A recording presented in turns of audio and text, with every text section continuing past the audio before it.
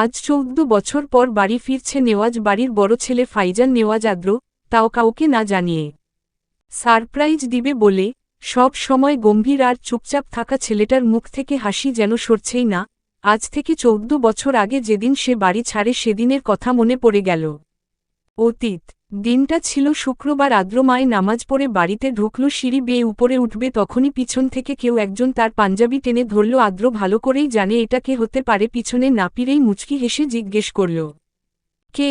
তখনই পিছন থেকে আধো আধো কণ্ঠের ওর এলো, আমি আহি, তোমার ছোট্টপু। আমি আহি, তোমার ছোট ফুল। আদ্র পিছন ফিরে তাকাতেই থমকে যায়। লাল গোল ফ্রক পরা আহিকে দেখে ছোট ফর্সা গোলগাল মুখ, ছোট ছোট চোখে বড় বড় পাপড়ি, চুল থেকে টুপটুপ পানি পড়ছে, সব মিলিয়ে তার দম বন্ধ হয়ে যাওয়ার অতিক্রম। নিজেকে সামলে আহির দিকে চেয়ে ভ্রু কুঁচকে বলল, কি চাই আমার ছোট ফুলের? আমার চকিত কোতা ই দাও। আমার চকলেট কোথায় দাও? আদ্র আহির দিকে চেয়ে গম্ভীর কণ্ঠে বলল, আনিনি, কারণ আমার ছোট ফুল আমার কথা শুনে না, সে পচা মেয়ে। আমি তোমার তব কথা তুনি, আমি গুলগাল। আমি তোমার সব কথা শুনি, আমি গুড গার্ল। আদ্র তার পাঞ্জাবির দিয়ে আহির চুলগুলা মুছে দিতে দিতে বলল, কই শুনো, কতবার বলেছি গোসল করে ভালো করে চুল মুছবে, না হলে ঠান্ডা লেগে যাবে। চুল কেউ মুছে দেয় না, আর আমি একা একা মুছতে পাই না। চুল কেউ মুছে দেয় না, আর আমি একা একা মুছতে পারি না। আহির কথায় আদ্রর চোয়াল শক্ত হয়ে আসে। এ বাড়িতে এতগুলা মানুষ থাকে, একজন কি পারত না এই বাচ্চার খেয়াল রাখতে? আদ্র চেঁচিয়ে তার মা কে ডাকে। আদ্রের ডাকে আহি ভয় পেয়ে আদ্রকে জাপটে ধরল। আদ্র সে দিকে এক পলক চেয়ে আবারও মাকে ডাকল। আতিয়া নেওয়াজ রান্না ঘর থেকে দ্রুত বের হলেন, আসলেন ছেলের ডাকে। ছেলের রাগ সম্পর্ক ভালো করেই জানেন, নিশ্চয়ই কিছু হয়েছে, তাই এমন চেঁচামেচি করছ। তিনি শাড়ির আঁচলে হাত মুছতে মুছতে জিজ্ঞেস করলেন, কি হয়েছে আদ্র, এভাবে চেঁচাচ্ছিস কেন? আদ্র মায়ের দিকে চেয়ে বলল, আহি, কে গোসল করিয়েছে? আতিয়া নেওয়াজ ভয়ে কাঁপতে থাকা আহির দিকে এক পলক চাইল, বুঝলেন আদ্রের চেঁচামেচিতে মেয়েটা ভয় পাচ্ছে। কেন, কি হয়েছে? পারুল করিয়েছে। মায়ের ওর আদ্রের একদম পছন্দ হয়নি, বিরক্ত নিয়ে বলল, আম্মু তুমি ভালো করেই জানো কাকিয়া আহি কে পছন্দ করে না, তাহলে কেন গোসল করাতে দিলে? মাথাটা ঠিক মতো মুছেও দেয় নাই, এভাবে থাকলে তো ওর ঠান্ডা লেগে যাবে। আতিয়া নেওয়াজ কিছু বলতে যাবে, তার আগেই পিছন থেকে আজিজ নেওয়াজ ছেলের উদ্দেশ্যে বললেন, আদ্র তোমার দাদির ঘরে এসো এক্ষুনি। তারপর স্ত্রীর দিকে চেয়ে বললেন, তুমি আহি আম্মু, কে খাবার খাইয়ে দাও, ওর দায়িত্ব অন্য কারো হাতে দিবে না, নিজ হাতে পালন করবে। স্বামীর কথাতে সায় দিয়ে আহি কে নিয়ে চলে গেলেন।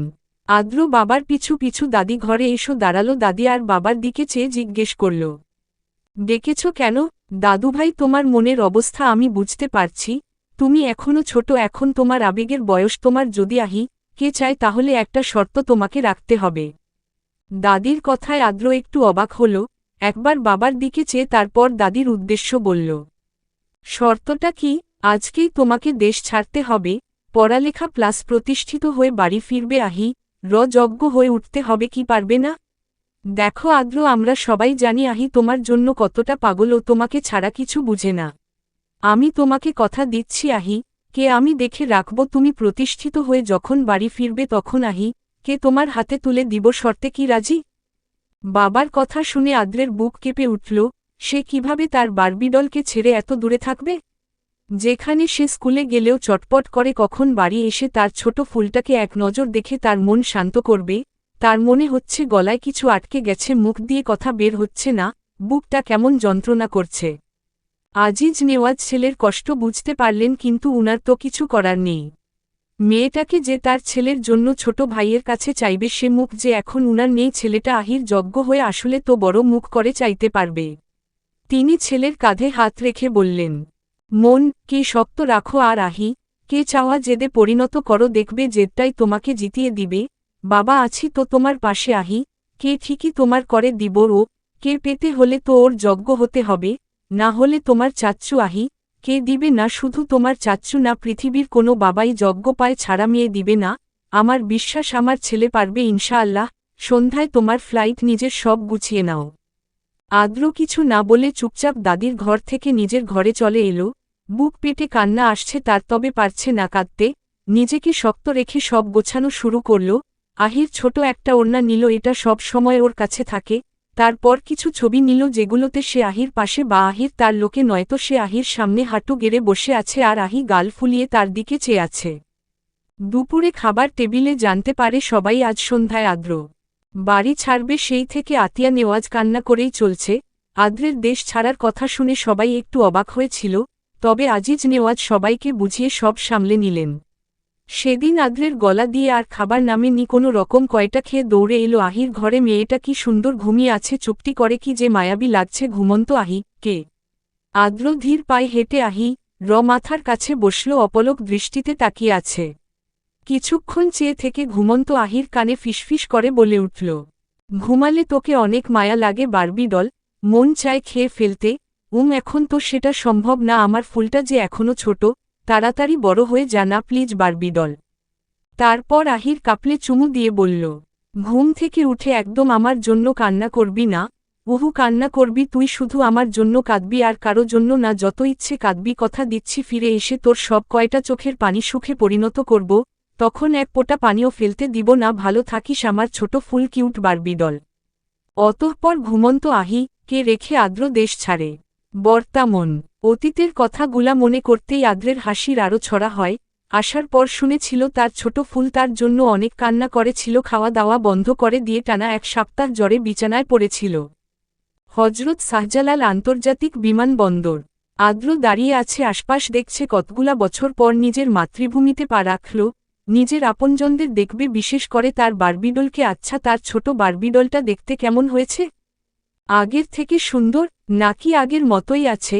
দেখতে যেমনই হোক না, আদ্রের তার ছোট ফুলটাকেই চায়। কখন যে এক নজর দেখবে, এতগুলা বছর একটা বার দেখা তো দূরে থাক, কণ্ঠটাও শুনতে পারেনি সে। বাড়িতে কল দিয়ে জিজ্ঞেস করলে বলতো আহি রাগ করেছে তাই আর কথা বলবে না, ছবি চাইলে কেউ দিত না, বলতো একবারে বাড়িতে এসে দেখতে পারবে। আদ্রও মেনে নেয় সব কিছু।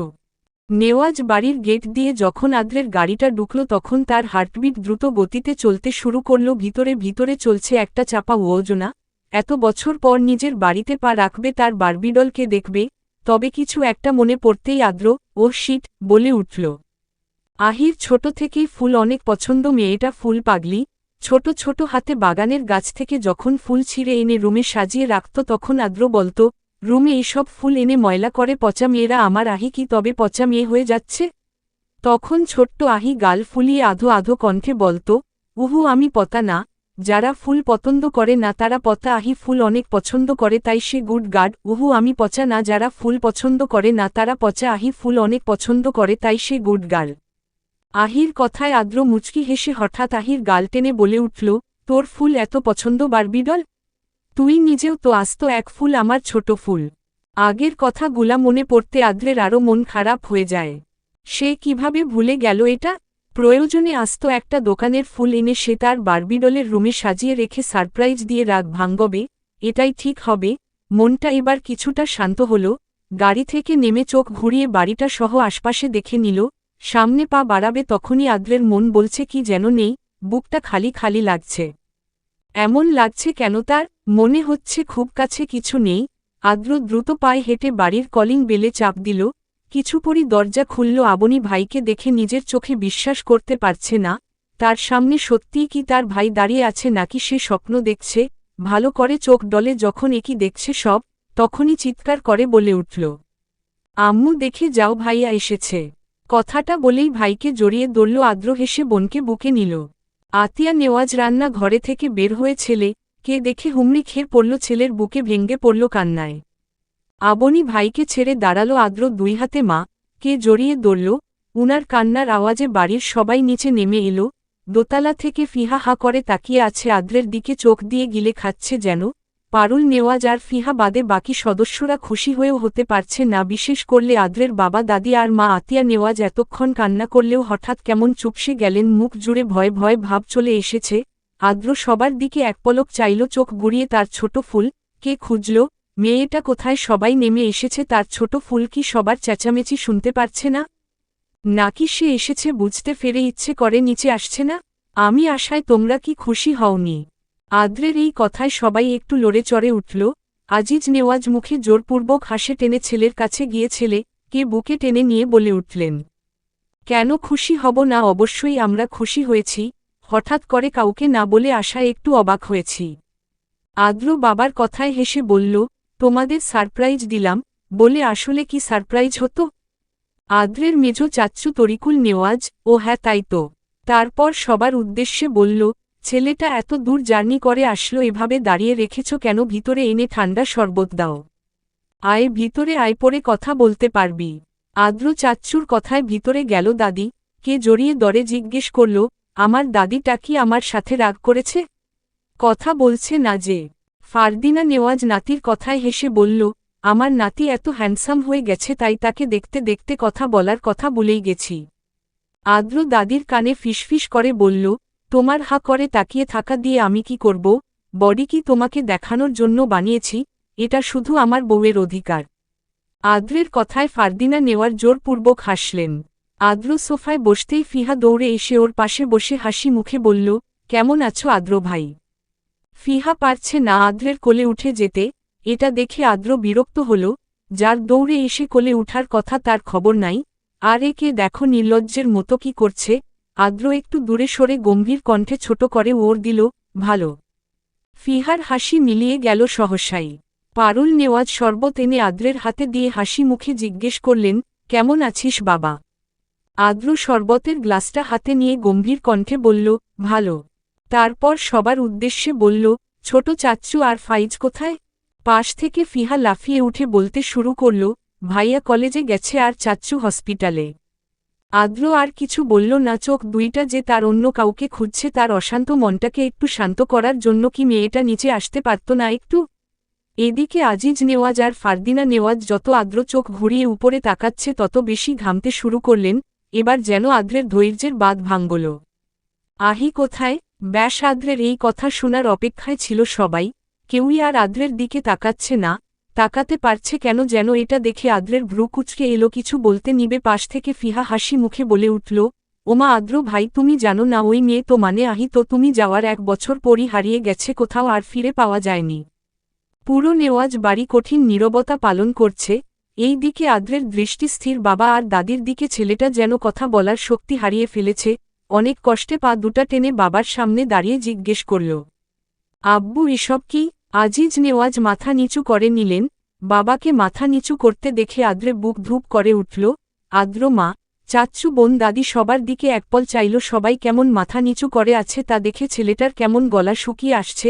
দ্রুত পায়ে দাদির সামনে গিয়ে বলল, দাদি তুমি অন্তত চুপ করে থেকো না প্লিজ। দাদি বলো না এসব কিছু সত্যি না? তুমি তো জানো আমি আমার আহিকে কতটা ভালোবাসি।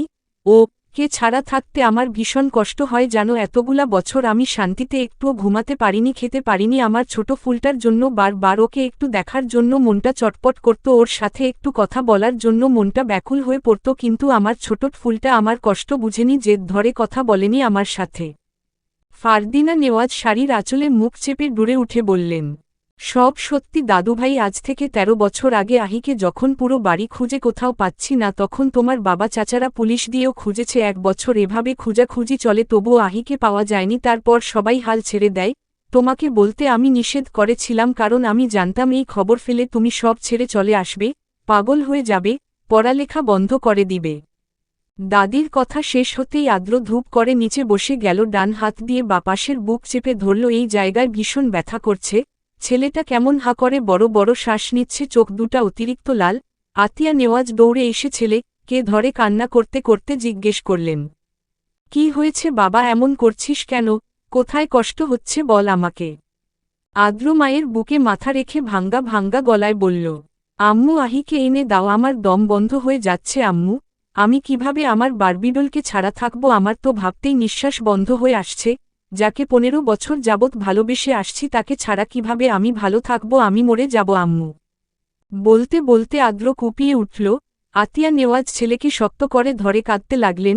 নেওয়াজ বাড়ির প্রত্যেকটা সদস্য সহ প্রতিটা দেওয়াল আদ্রের আহাজারি দেখছে। প্রতিটি মানুষের চোখে অসহায়ত্বের চাপ, শুধু ফিহা আর পারুল নেওয়াজের মুখে বিরক্তির চাপ। আদ্র নিচ থেকে উঠে ধীর পায়ে বাবার সামনে গিয়ে দাঁড়ালো। আজিজ নেওয়াজ এখনও মাথা নিচু করে আছে। ছেলের চোখে যে চোখ রাখতে পারছে না, পারবে কিভাবে? উনি তো কথা দিয়েছিল, উনি তো কথা রাখতে পারেন নাই। আদ্র কেমন করে হেসে ভাঙ্গা গলায় বলল, আব্বু তুমি এত আমাকে কথা দিয়েছিলে আমার আহিকে দেখে রাখবে, আমি প্রতিষ্ঠিত হয়ে ফিরলে ওকে আমার করে দিবে। দেখো আজ আমি আমার কথা রেখেছি, আমি প্রতিষ্ঠিত হয়ে ফিরেছি, কিন্তু আমার আহি নেই, তুমি ওকে দেখে রাখতে পারোনি। তোমাদের কাছে আমার ছোট ফুলটা যখন এতটাই বোঝা হয়ে উঠেছে তবে কেন ও কে আমায় দিয়ে দাওনি? আমি নিজ হাতে আগলে রাখতাম, কখনো হারাতে দিতাম না।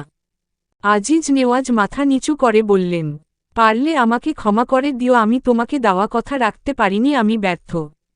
আদ্র সবার দিকে চেয়ে জোর গলায় বলল, আমি ফাইজান নেওয়াজ আদ্র আজ এই মুহূর্তে দাঁড়িয়ে তোমাদের সবার সামনে কথা দিচ্ছি, আমার আহিকে আমি আকাশ পাতাল এক করে হলেও খুঁজে বের করব, আর ওকে যদি না পাই আমি নিজেকে নিজেই শেষ করে দিব। এই বলে আদ্র গট গট পায়ে বের হয়ে গেল বাড়ি থেকে, কেউ আটকানোর সাহস পেল না।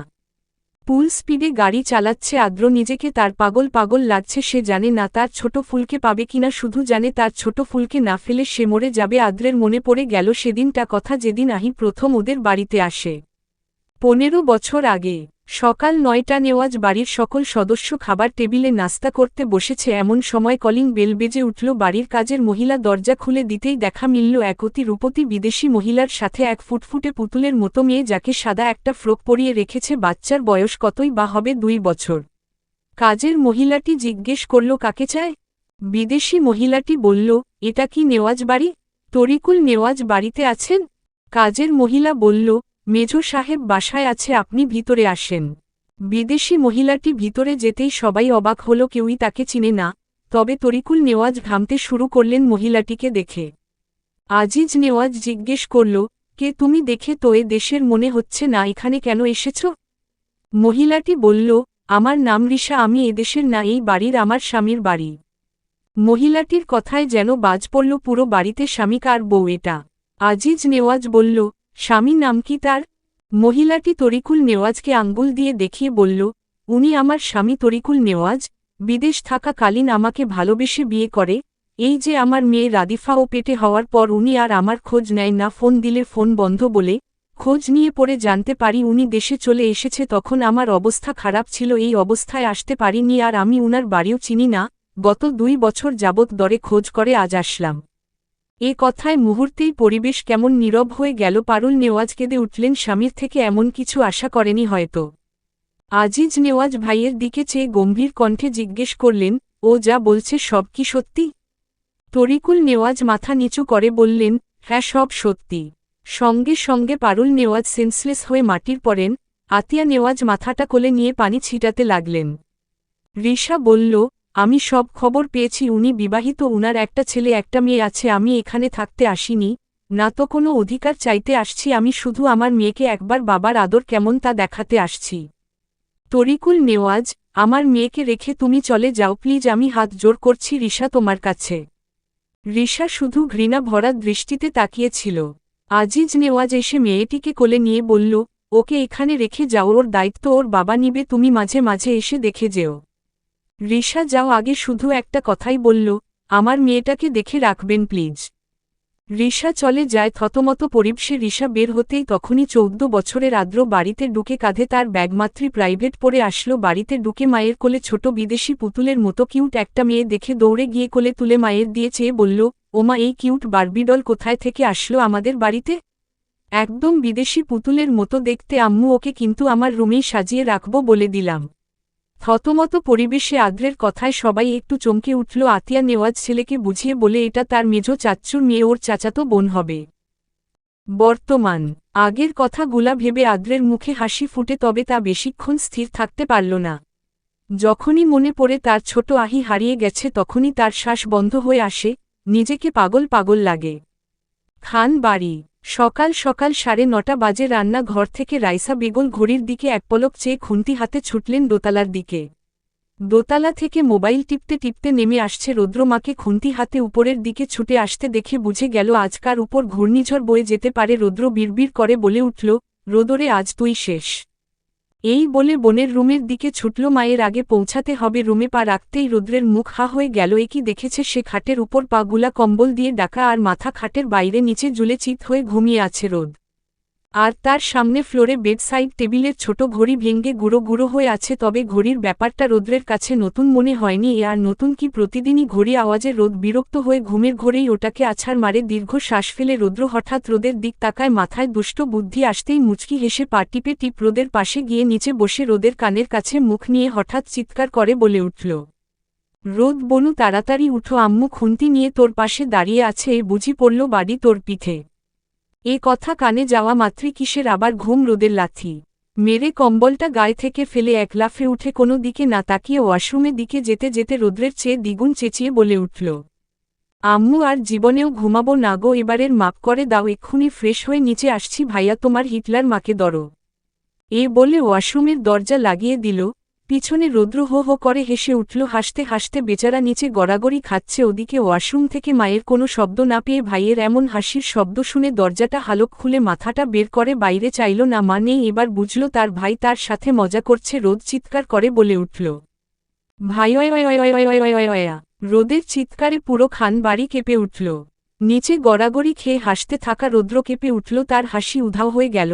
ছেলেটা বুকে থুথু দিয়ে বড় বড় শ্বাস নিতে শুরু করল। অন্যদিকে রাইসা বেগম মাত্রই এসে দরজার সামনে দাঁড়ালো। মাঝপথে স্বামীর সাথে দেখায় হওয়ায় নিচে গিয়ে উনাকে চা দিয়ে আবার উপরে আসলো, তাই একটু দেরি হয়ে গেছে। রোদের হঠাৎ চোখ যায় দরজার সামনে মায়ের দিকে, আবারও ওয়াশরুমের দিকে ছুটতে ছুটতে বলল, পিছে তো দেখো ভাইয়া, তোমার হিটলার মা খুন্তি হাতে দাঁড়িয়ে আছে। বোনের কথা রৌদ্র পিছন ফিরে সত্যি সত্যি মাকে দাঁড়িয়ে থাকতে দেখে বোনের উদ্দেশ্য বলল, এখন কোনো পালাচ্ছিস, আমার কথা বিশ্বাস হয়নি সেজন্য পুরো বাড়ি কাঁপিয়ে চেঁচাচ্ছিস। তারপর মায়ের উদ্দেশ্যে বলল, আম্মু তোমার মেয়ে আর একটু হলে আমার মিনি হার্ট অ্যাটাক করিয়ে দিত। রাইসা বেগম উল্টো ফিরে নিচে যেতে যেতে বলল, তোর বোনকে বল তাড়াতাড়ি নিচে আসতে, কলেজে কখন যাবে, 10টা বেজে যার, তোদের বাপ ছেলের জন্য তো ওকে কিছুই বলা বা করা যায় না, আদর দিয়ে দিয়ে মাথায় উঠিয়ে ফেলেছিস। তোদের নিয়ে আমি আর পারি না বাপু।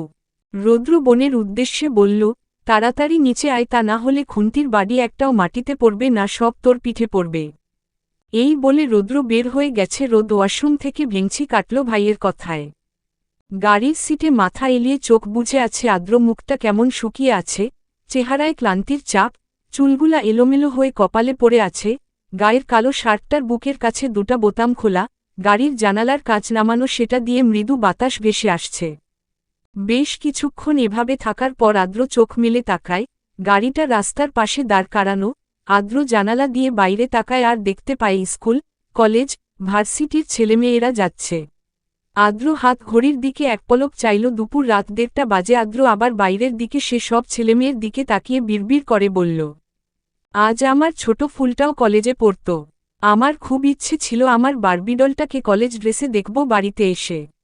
তখন তো আমার বারবিডলকে একটু বড় বড় লাগবে, কিন্তু আমার ভাগ্যে যে তা ছিল না। আমার ভাগ্য আমার ইচ্ছেকে ভুল প্রমাণ করেই দিল। আসলে চাইলে কি সব পাওয়াই যায় যদি তা ভাগ্যে না থাকে। আদ্র থেমে আবারও তাকায় রাস্তার দিকে, এখনো ছাত্রছাত্রীরা যাচ্ছে। আদ্র গাড়ির দরজাটা খুলে গাড়ির সাথে হেলান দিয়ে দাঁড়ালো, হাত দুটা বুকে আড়াআড়ি ভাবে গুজে রাখা। আদ্রের বারবার মনে হচ্ছে সে যদি সেদিন বাড়ি ছেড়ে না যেত তাহলে হয়তো তার ছোট ফুলটা এভাবে হারিয়ে যেত না। বারবার নিজেকে দোষী মনে হচ্ছে আদ্রের। চোখ বুঝে বিড়বিড় করে বলে উঠল, কোথায় হারিয়ে গেলি বারবিডল, ফিরে আয়, আমি তোকে ছেড়ে আর কোথাও যাব না, আই প্রমিস, কোথাও না। একদম আমার বউ বানিয়ে আমার রুমে সাজিয়ে রাখবো, প্লিজ ফিরে আয় আমার ছোট ফুল। ঠিক তখনই বাতাসে উড়ে এসে একটা ওড়না আদ্রের মুখের উপর পড়ল। চোখ বন্ধ থাকা অবস্থায় আদ্রের নাকে লাগলো অতি চেনা একটা স্মেল। হ্যাঁ, ঠিক তার আহির গায়ের স্মেলটার মতো। এই স্মেলটা সে কিভাবে ভুলবে? গত 15 বছর যাবত এই স্মেল নিয়ে সে দিন পার করত। সারাদিন পর যখন ক্লান্ত হয়ে অফিস থেকে বাসায় আসত, বাড়ি ছাড়ার সময় আহির যে ওড়নাটা নিয়ে গিয়েছিল সাথে করে, সেটার স্মেল নিয়ে তার ছোট বারবিডলটাকে অনুভব করে ক্লান্তি দূর করত। স্মেলটা নিলেই তার মনে হতো তার ছোট ফুল তার অতি কাছে, আর স্মেলটাও ম্যাজিকের মতো কাজ করত। নাকে নিলেই সব ক্লান্তি হওয়া হয়ে সেখানে শান্তি শান্তি ফিল এনে দিত। আদ্র মুখের উপর থেকে ওড়না সরিয়ে চোখ মেলে হাতের ওড়নাটার দিকে তাকায়। একটা লাল পাতলা ওড়না। আদ্র চোখ ঘুরিয়ে দেখতে থাকে আশেপাশে কোথায় থেকে আসলো ওড়নাটা, কার এটা। তবে আশেপাশে অনেক মানুষ, কার সেটা বুঝল না। আদ্র আবারও সিউর হওয়ার জন্য স্মেলটা নেয়। হ্যাঁ, একদম আহির গায়ের স্মেলের মতো। আদ্র পাগলের মতো এদিক ওদিক খুঁজতে শুরু করল, তবে ফেল না। অনেক অপেক্ষা করল যদি কেউ ওড়না টানিতে আসে, কিন্তু না, কেউ আসেনি। আদ্র গাড়িতে উঠে দ্রুত গাড়ি স্টার্ট দিল। বাড়িতে এসে আদ্র কোনো দিকে না তাকিয়ে সোজা উপরে নিজের রুমের দিকে ছুটল। সে জানে তখন নিচে রেখে যাওয়া লাগেজগুলা তার রুমেই পাবে। তার ভাবনাই সত্যি, তার রুমেই লাগেজগুলা আছে। এমনকি তার রুমটাও আগের মতো আছে, কিছু পরিবর্তন হয়নি। দরজার সামনে দাঁড়িয়ে ভিতরে সব দেখছে। এই রুমে তার আর আহির কত যে স্মৃতি জুড়ে আছে। এখনও চোখের সামনে ভাসছে সে ঘুমের অভিনয় করে শুয়ে আছে। তার কিছুক্ষণ পর দরজা ঠেলে একটা ছোট মানুষের ছায়া ছোট ছোট পায়ে পা টিপে টিপে হেঁটে তার দিকে এগিয়ে আসছে। আদ্র ভালো করে জানে এটাকে আর এখানে এসে কি করবে, তাই তো সে সব সময় ঘুমের অভিনয় করে, এই সময় চোখ বন্ধ করে রাখে। আহি আদ্রের মাথার কাছে এসে ভালো করে আদ্রের মুখের দিকে তাকিয়ে দেখে নেয় ঘুমাচ্ছে নাকি তাকিয়ে আছে। যখন দেখছে চোখ বন্ধ আস্তে করে বালিশের নিচ থেকে চকলেটগুলা হাতে তুলে নেয়। তারপর আদ্রের গালে চুমু দিয়ে আধো আধো কণ্ঠে বলত, আমার ভাও আদ্য ভাইয়া, তুমি শুধু আমার জন্য চক্কি টাম্বা, আর কারো জন্য আমনা না, কারণ তুমি শুধু আহির ভাইয়া আর কাও না। আমার ভালো আদ্র ভাইয়া, তুমি শুধু আমার জন্য চকলেট আনবা, আর কারো জন্য আনবা না, কারণ তুমি শুধু আহির ভাইয়া আর কারো না। এ বলে আহি চলে যেত। আর আদ্র কি করত? চোখ খুলে আহির যাওয়ার পথে চেয়ে চুমু দেওয়া স্থানে হাত রেখে মুচকি হাসত। সে জানত আহি তার রুমে এটার জন্য আসবে, তাই তো সে প্রতিদিন চকলেট এনে রাখত আর ফ্রিতে একটা করে চুমু খেত। পুরনো স্মৃতিগুলার কথা ভেবে আদ্রের বুক ভারী হয়ে আসে। তারপর ধীর পায়ে রুমে ঢুকে দরজা লাগিয়ে দেয়। একটা লাগেজ খাটের উপর রেখে খুলে বের করল সেই ছোট আহির লাল ওড়নাটা। অদ্ভুত ব্যাপার হলো আজকের ওড়নাটাও লাল। আদ্র দুইটা ওড়নার স্মেল নিল। হ্যাঁ, দুইটারই সেম স্মেল। দুইটাকে বুকে জড়িয়ে আদ্র বিড়বিড় করে বলে উঠল, আমি সিউর ওটা তুই ছিলি, আর এটা তোরই ওড়না। আমি তোকে ঠিকই খুঁজে বের করব, আই প্রমিস, সেটা খুব তাড়াতাড়ি। আতিয়া নেওয়াজ একধারে আদ্রের দরজায় কড়া নাড়ছে, তবে ভিতর থেকে কোনো রেসপন্স আসছে না। ছেলে বাড়িতে এসেছে এই খবর উনাকে কাজের মহিলা দিয়েছে। খবর পাওয়া মাত্রই তিনি ছুটে আসেন। একটু পর সবাই দুপুরে খাবার খেতে টেবিলে বসবে। ছেলে যে সারাদিন কিছু মুখে তুলেনি তা তিনি ভালো করেই জানেন। মা হয়ে কিভাবে তিনি সন্তানের কষ্ট না বুঝেন? ছেলে না খেয়ে থাকলে উনার গলা দিয়ে কিভাবে খাবার নামবে? তিনি তো একজন মা। এইদিকে স্বামীকে দেখে আসলেন। রুময় পায়চারি করছে, আজকে অফিসেও যায়নি, গম্ভীর মুখে কিছু ভাবছে আর পায়চারি করছে। স্বামীকে কিছু জিজ্ঞেস করেননি, তিনি তো জানেন সবার চিন্তা কি নিয়ে। মাতৃ ওয়াশরুম থেকে শাওয়ার নিয়ে বের হলো আদ্র। শরীরটা ক্লান্ত, সাথে এদিক ওদিক ছোটাছুটি করায় ধুলোবালি শরীরে গিজগিজ করছে। তাই সময় নিয়ে লম্বা একটা শাওয়ার নিয়ে বের হলো। পরনে একটা কালো ট্রাউজার, গায়ে কিছু নেই, গলায় সাদা টাওয়াল ঝুলানো, চুল থেকে টুপটুপ করে পানি পড়ছে। ফর্সা আর জিম করা শরীরে বিন্দু বিন্দু পানি জমে আছে, যা মুক্তোর মতো চিকচিক করছে। এই মুহূর্তে কোনো মেয়ে আদ্রকে দেখলে নিশ্চিত প্রেমে পড়তে বাধ্য হতো।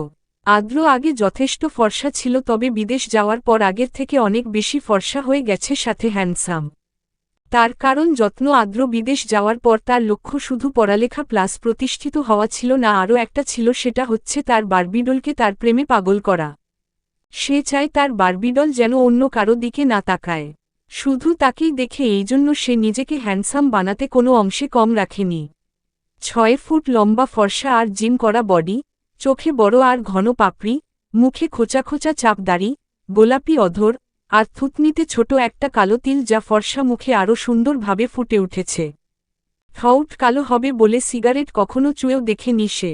সব মিলিয়ে মেয়েদের পাগল করার মতো সুন্দর ও হ্যান্ডসাম সে। বিদেশ থাকাকালীন কত মেয়ের ক্রাশ ছিল আদ্র। কত শত চিঠি, গোলাপের তোড়া তার গেটের কাছে পড়ে থাকত। সেগুলো ছোঁয়া তো দূরে থাক, আদ্র ভালো করে তাকিয়েও দেখেনি কখনো। তার মনে হতো ওগুলোর দিকে তাকালেও তার ভালোবাসাকে অপমান করা বা ছোট করা হবে। তার মনে এক নারীর রাজত্ব চলে এবং সেটা সারাজীবন চলবে। এতক্ষণ আদ্র ভাবনায় ডুবেছিল, কিভাবে আহিকে খুঁজবে, কোথায় গেলে পাবে, কি করবে এসব। দরজার কড়া নাড়ার শব্দে ভাবনার চেদ ভাঙ্গে। আদ্র, বাবা দরজাটা খোল। মায়ের গলার আওয়াজ পেয়ে আদ্র একটা দীর্ঘ শ্বাস ফেলে গায়ে শার্ট জড়িয়ে নিয়ে দরজা খুলে দেয়। আতিয়া নেওয়াজ টলমলে চোখে ছেলের দিকে চেয়ে আছে।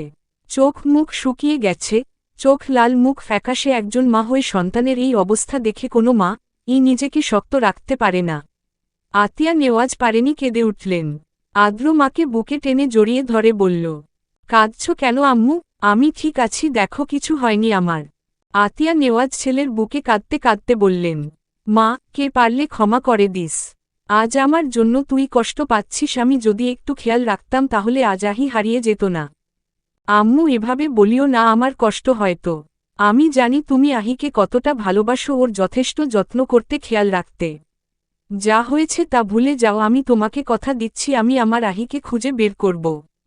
আতিয়া নেওয়া ছেলের বুক থেকে মাথা তুলে ছেলের দিকে চেয়ে বলল, মেয়েটাকে যেভাবে পারিস যেখানে পাস খুঁজে নিয়ে আয় বাপ। মেয়েটাকে ছাড়া যে এই বাড়ি শূন্য। কতগুলো বছর ওর মিষ্টি কণ্ঠের বড়মা ডাকটা শুনি না। মেয়েটা তখন ছোট হয়েও কি সুন্দর পাকা পাকা কথা বলত। জানিস তুই চলে যাওয়ার পর মেয়েটা 1 সপ্তাহ জ্বরে ভুগেছে, বিছানায় পড়েছিল, চোখও মেলেনি ঠিক মতো।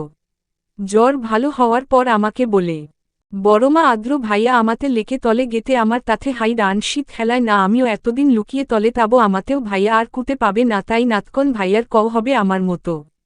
বড়মা আদ্র ভাইয়া আমাকে রেখে চলে গেছে, আমার সাথে হাই রানশিক খেলায় না, আমিও একদিক লুকিয়ে চলে যাব, আমাকেও ভাইয়া আর খুঁজে পাবে না, তাই না তখন ভাইয়ারও কষ্ট হবে আমার মতো। এইটুকু বলে আতিয়া নেওয়াজ থামে। ছেলের দিকে তাকিয়ে দেখে ছেলেটা কেমন পাথরের মতো দাঁড়িয়ে আছে। তিনি ছেলের গায়ে হাত রাখলে আদ্র মায়ের হাত টেনে নিয়ে খাটের উপর বসিয়ে মায়ের কোলে মাথা রেখে চোখ বন্ধ করে বলল, আম্মু দেখো আজ মেয়েটা সত্যি হারিয়ে গেছে। আমি তো ওর সাথে লুকোচুরি খেলিনি, তাহলে ও কেন এমন করল?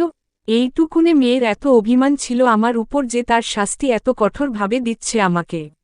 এইটুকু বয়সে মেয়েটা সবকিছু বুঝত, তাহলে আমাকে কেন বুঝেনি? ও যে আমার প্রাণ, অক্সিজেন, আমার পৃথিবী, এতটুকুও কি বুঝতে পারত না? নাকি ইচ্ছে করে বুঝতে চায়নি আমাকে? আতিয়া নেওয়াজ ছেলের প্রশ্নের কি ওর দিবেন ভেবে পাচ্ছে না। এসব প্রশ্ন ওর কি আছে ওনার কাছে? কিছু না বলে চুপচাপ ছেলের মাথায় হাত বুলিয়ে দিতে লাগলেন। আদ্র আর কিছু বলেনি, চোখ বুজে রাখল।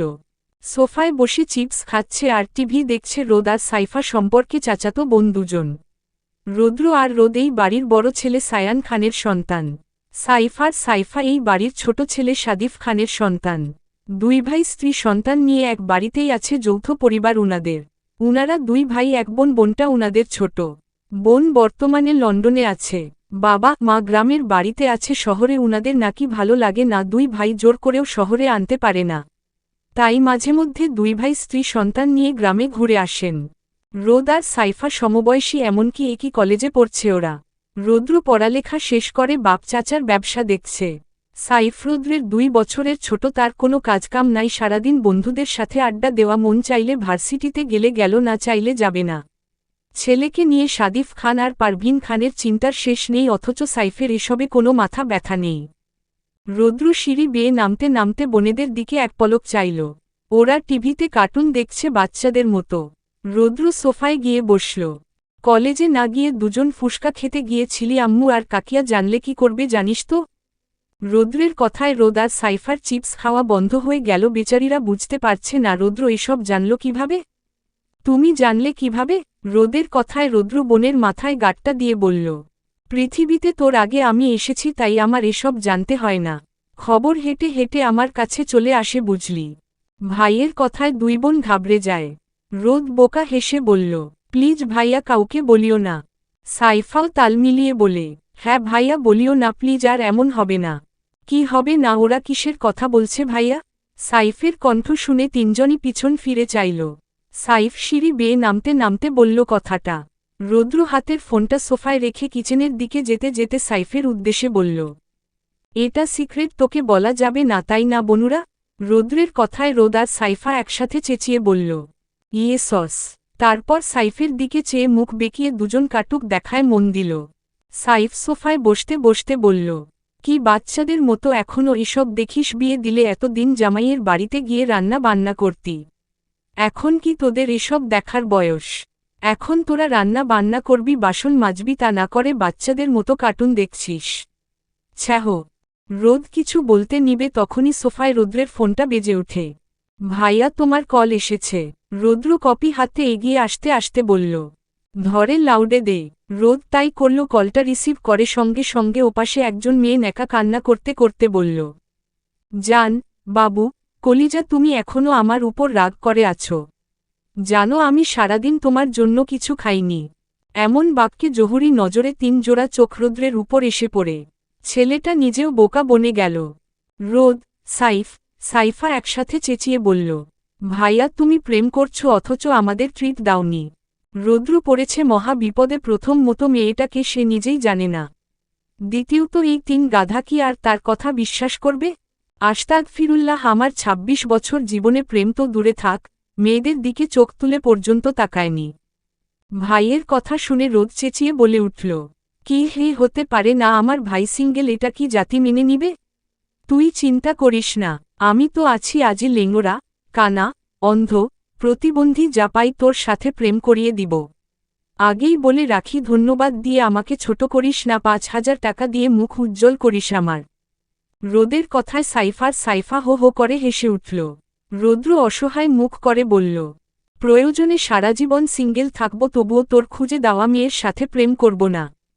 আর মাইয়া কোথায় থেকে উড়ে এসে আমাকে অশুদ্ধ করে দিল? আমার 26 বছরের রেকর্ড ভেঙ্গে শুনতে হলে আমি প্রেম করি, এটা কি জাতি মেনে নিব? তারপর চারজনই একসাথে হো হো করে হেসে উঠল। বুঝল কলটা ভুলে এসেছে হয়তো। রৌদ্রের কথা শেষ হতেই সাইফ গর্ব করে বলে উঠল, আমি ভাই প্রেম টেম জীবনেও করিনি। তবে প্রেম আমার জীবনেও এসেছিল, সেদিন আমি বাড়িতে ছিলাম না।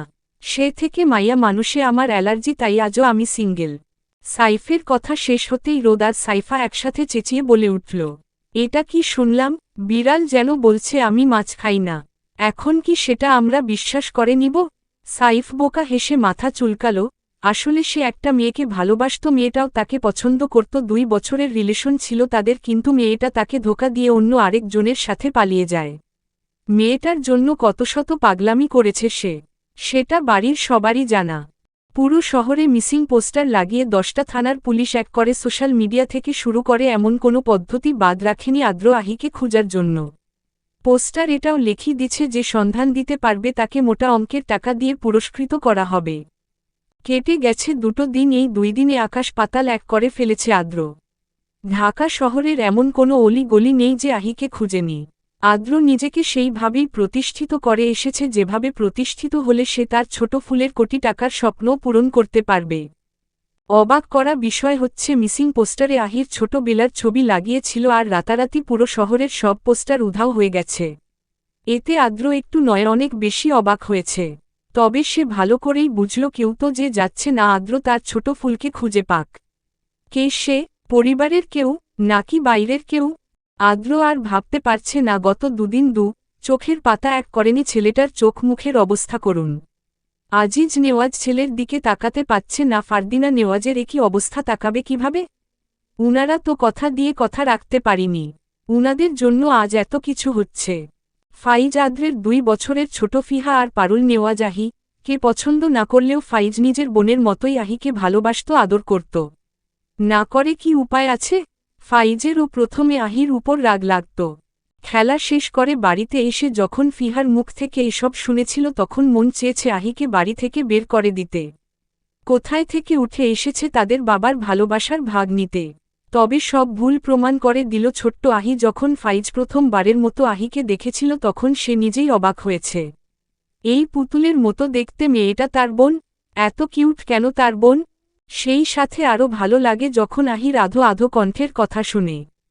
আহি শুধু তার বাবা, বড় আব্বু, দাদি আর বড় মা, ছোট চাচ্চু, ইয়ানা আর আদ্রের সাথে কথা বলতো, হাসত। কিন্তু ফাইজ, ফিহা আর পারুল নেওয়াজের সাথে কথা বলতো না, কারণ ফিহা আর পারুল নেওয়াজ আহির দিকে কেমন করে তাকায়, এতে করে ছোট্ট আহি ভয় পেত। ফাইজ নিজ থেকে আহিকে কোলে নিতে চাইলে তার মায়ের কড়া দৃষ্টি দেখে আর এগোলো না নিতে।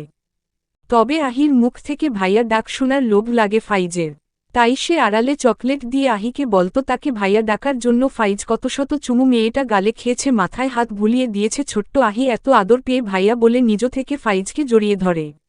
সেদিন ফাইজ খুশিতে আত্মহারা হয়ে গেছে। সেই থেকে আহি তার জীবনের একটা অংশ হয়ে উঠে, তার ছোট পরি। খেলতে গেলে বা স্কুলে গেলে আসার সময় আহির জন্য কিছু না কিছু নিয়ে আসত। আহি হারিয়ে যাওয়ার পরপরই ফাইজ অসুস্থ হয়ে পড়ে টানা 1 মাস হসপিটালে ভর্তি হয়ে পড়েছিল। সুস্থ হওয়ার পর 13 বছরের ফাইজ হয়ে উঠে একজন দায়িত্বশীল বড় ভাই। কথায় আছে না, ভাই বড় হোক কিংবা ছোট বোনের বেলা সে ভীষণ দায়িত্বশীল। ফাইজের খেয়েও তাই হয়েছে। সবাই আহির খোঁজা বন্ধ করে দিলেও ফাইজ আজও গোপনে খুঁজে যায় তার ছোট বোনটাকে। আজ সে কলেজের একজন টিচার, পড়ালেখার পাশাপাশি কলেজে ক্লাস নেয়। প্রতিদিন বিকালে তার কাজ তার বোনকে খুঁজা। এই যে এখন আদ্র বাড়িতে আসায় আদ্রের সাথে ফাইজ নিজেও খাওয়া দাওয়া ঘুম সব বাদ দিয়ে বোনকে খুঁজছে। আদ্র আর ফাইজের খুব ভালো সম্পর্ক, বন্ধুর মতো। আহি হারিয়ে যাওয়ার খবরটা সবার আগে সে আদ্র দিত, তবে বড় আব্বুর কথা রাখতে আর দিতে পারেনি। আকাশ ঘন কালো মেঘে ডেকে আছে, যার দিকে ঘুটঘুটে অন্ধকারে হয়ে আসছে। আকাশ ডাকছে, চারদিকে প্রচণ্ড বাতাস, যে কোনো সময় ঝড় শুরু হবে। এখন বিকেল ৫টা। আদ্র আহিকে খোঁজার জন্য বের হয়েছিল, কিন্তু এই ঝড় গাড়ি চালানো সম্ভব না। বাতাসে মনে হচ্ছে মানুষ সহ উঠিয়ে নিবে। আদ্র গাড়ি থেকে বের হয়ে একটা ছাউনির নিচে দাঁড়ালো, কারণ এতক্ষণে ঝুম বৃষ্টি নেমেছে। আদ্র রাস্তায় দিকে তাকিয়ে আছে, মানুষজন ছোটাছুটি করছে ঝড়ের কারণে। এমন সময় আদ্র দৃষ্টি আটকে একটা রমণীর উপর, যে কালো শাড়ি সাথে মিসিং হিজাব পরেছে, মুখটা মাস্ক দিয়ে ডাকা, মাথা নিচু করে শাড়ি ধরে রাস্তা পার হচ্ছে। মেয়েটা মাথাটা উঁচু করে তাকাতেই আদ্র দৃষ্টি আটকে সেই বাদামি ঘন পাপড়ির চোখ জোড়ায়, যে চোখে ঠাঁই পেয়েছে কালো কাজল। তখনই দূর থেকে ভেসে এলো গানের কয়েকটি লাইন। ঝড়ের ভেসে এলো কে সে, কাজল সে চোখ দুটি, দিল কঠিন কথার বিষণ্ণতার ছুটি। গানের লাইনগুলা যেন ওদের ঘিরেই ছিল। হঠাৎ আদ্রের কি হলো কে জানে, ছেলেটা ঝড়ের মধ্যে হাওয়ার গতিতে দৌড়াতে শুরু করল। ততক্ষণে মেয়েটি একটা সাদা রঙের গাড়িতে উঠে চলে গেল। গাড়ির অনেকটা দূরে চলে গেল, পিছনে থেকে আদ্র চেঁচিয়ে বলে উঠল, স্টপ দ্য কার। এত বাতাসের সাথে কয়েকটা গাড়ির আওয়াজে আদ্রের কথাটা সে গাড়ি পর্যন্ত পৌঁছায়নি। আর কিভাবে পৌঁছাবে, গাড়ি তো অনেকটা দূরে চলে গেল। ফাইজ এই রাস্তা দিয়েই যাচ্ছিল, রাস্তার মাঝখানে আদ্রকে ভিজতে দেখে ছুটে আসল। ভাই কি হয়েছে তোমার, রাস্তার মাঝখানে কি করছো এভাবে?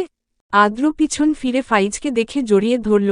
আদ্রের শরীর কাঁপছে। ফাইজ অবাক হলো। আদ্র জোরে জোরে শ্বাস নিয়ে কাঁপা কাঁপা গলায় বলল, আমি আমার আহিকে দেখেছে মাত্রই চলে গেল। আমি আবারও ব্যর্থ হয়েছি, ওর কাছে অবধি পৌঁছাতে পারিনি, ও চলে গেছে। কিন্তু ভাই তুমি ওকে দেখে চিনলে কিভাবে? না মানে ও তো এখন বড় হয়েছে, দেখতে কেমন হয়েছে সেটাও আমরা জানি না। আদ্র ফাইজকে ছেড়ে মুচকি হেসে বলল, আমাকে যদি চোখ বেঁধে হাজারো নারীর ভিড়ে ছেড়ে দেওয়া হয়, আমি ওই চোখ বন্ধ অবস্থাও হাজারো নারীর ভিড়ে থেকে আমার ছোট্ট ফুলকে খুঁজে বের করতে পারব। তার নিঃশ্বাসের শব্দেও শুনেও বলে দিতে পারব এটাই আমার বারবি ডল। ভাইয়ের কথায় ফাইজ হাসল। তার ছোট পরিটা যদি জানতে পারত তার আদ্র ভাই তাকে কতটা ভালোবাসে, নিজেকে কতটাই না ভাগ্যবতী মনে করতে। আদ্র এই উম্মাদের মতো ভালোবাসা শিখেছে তার ছোট চাচ্চুর কাছ থেকে। নেওয়াজ বাড়ির ছোট ছেলে তাহমিদ নেওয়াজ মানে আদ্রের ছোট চাচ্চু, যিনি এখন পেশায় একজন ডক্টর।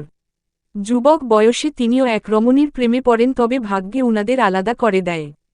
তাতে কি আজ পর্যন্ত তাহমিদ নেওয়াজ বিয়ে করেনি, আজও সেই রুমণীকে মনে গেঁথে রেখেছে, আজও ভালোবেসে যান। আর চাচ্চুর সবকিছু আদ্রের জানা। আদ্র তার চাচ্চু থেকেই ভালোবাসার এই শক্তিটা পেয়েছে।